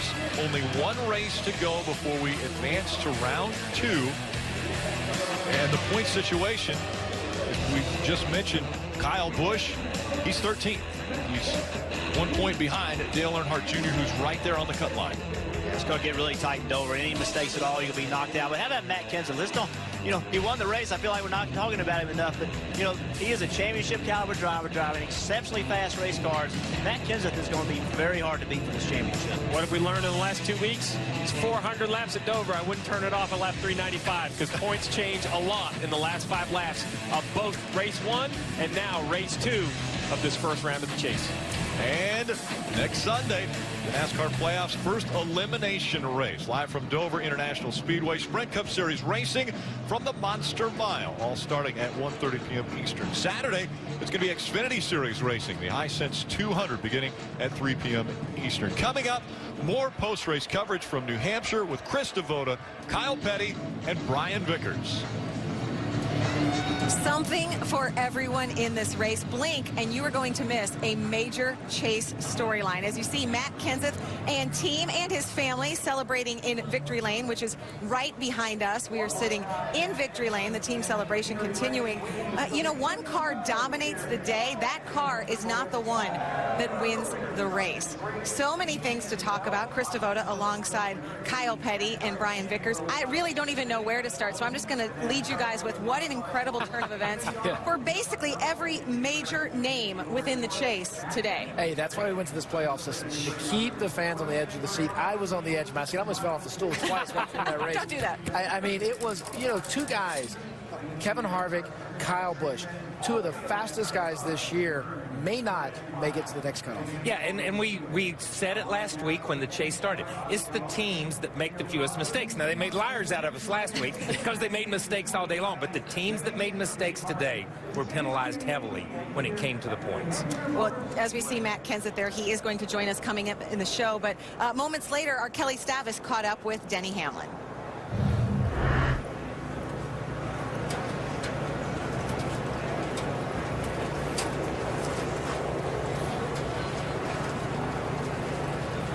As we said, that was moments ago. We'll try to get those audio problems fixed. Denny Hamlin able to come back with a strong finish, second place. Doesn't need the win. He and his teammate, Matt Kenseth. No surprise to see two Joe Gibbs drivers are the two so far, the only two that are safe.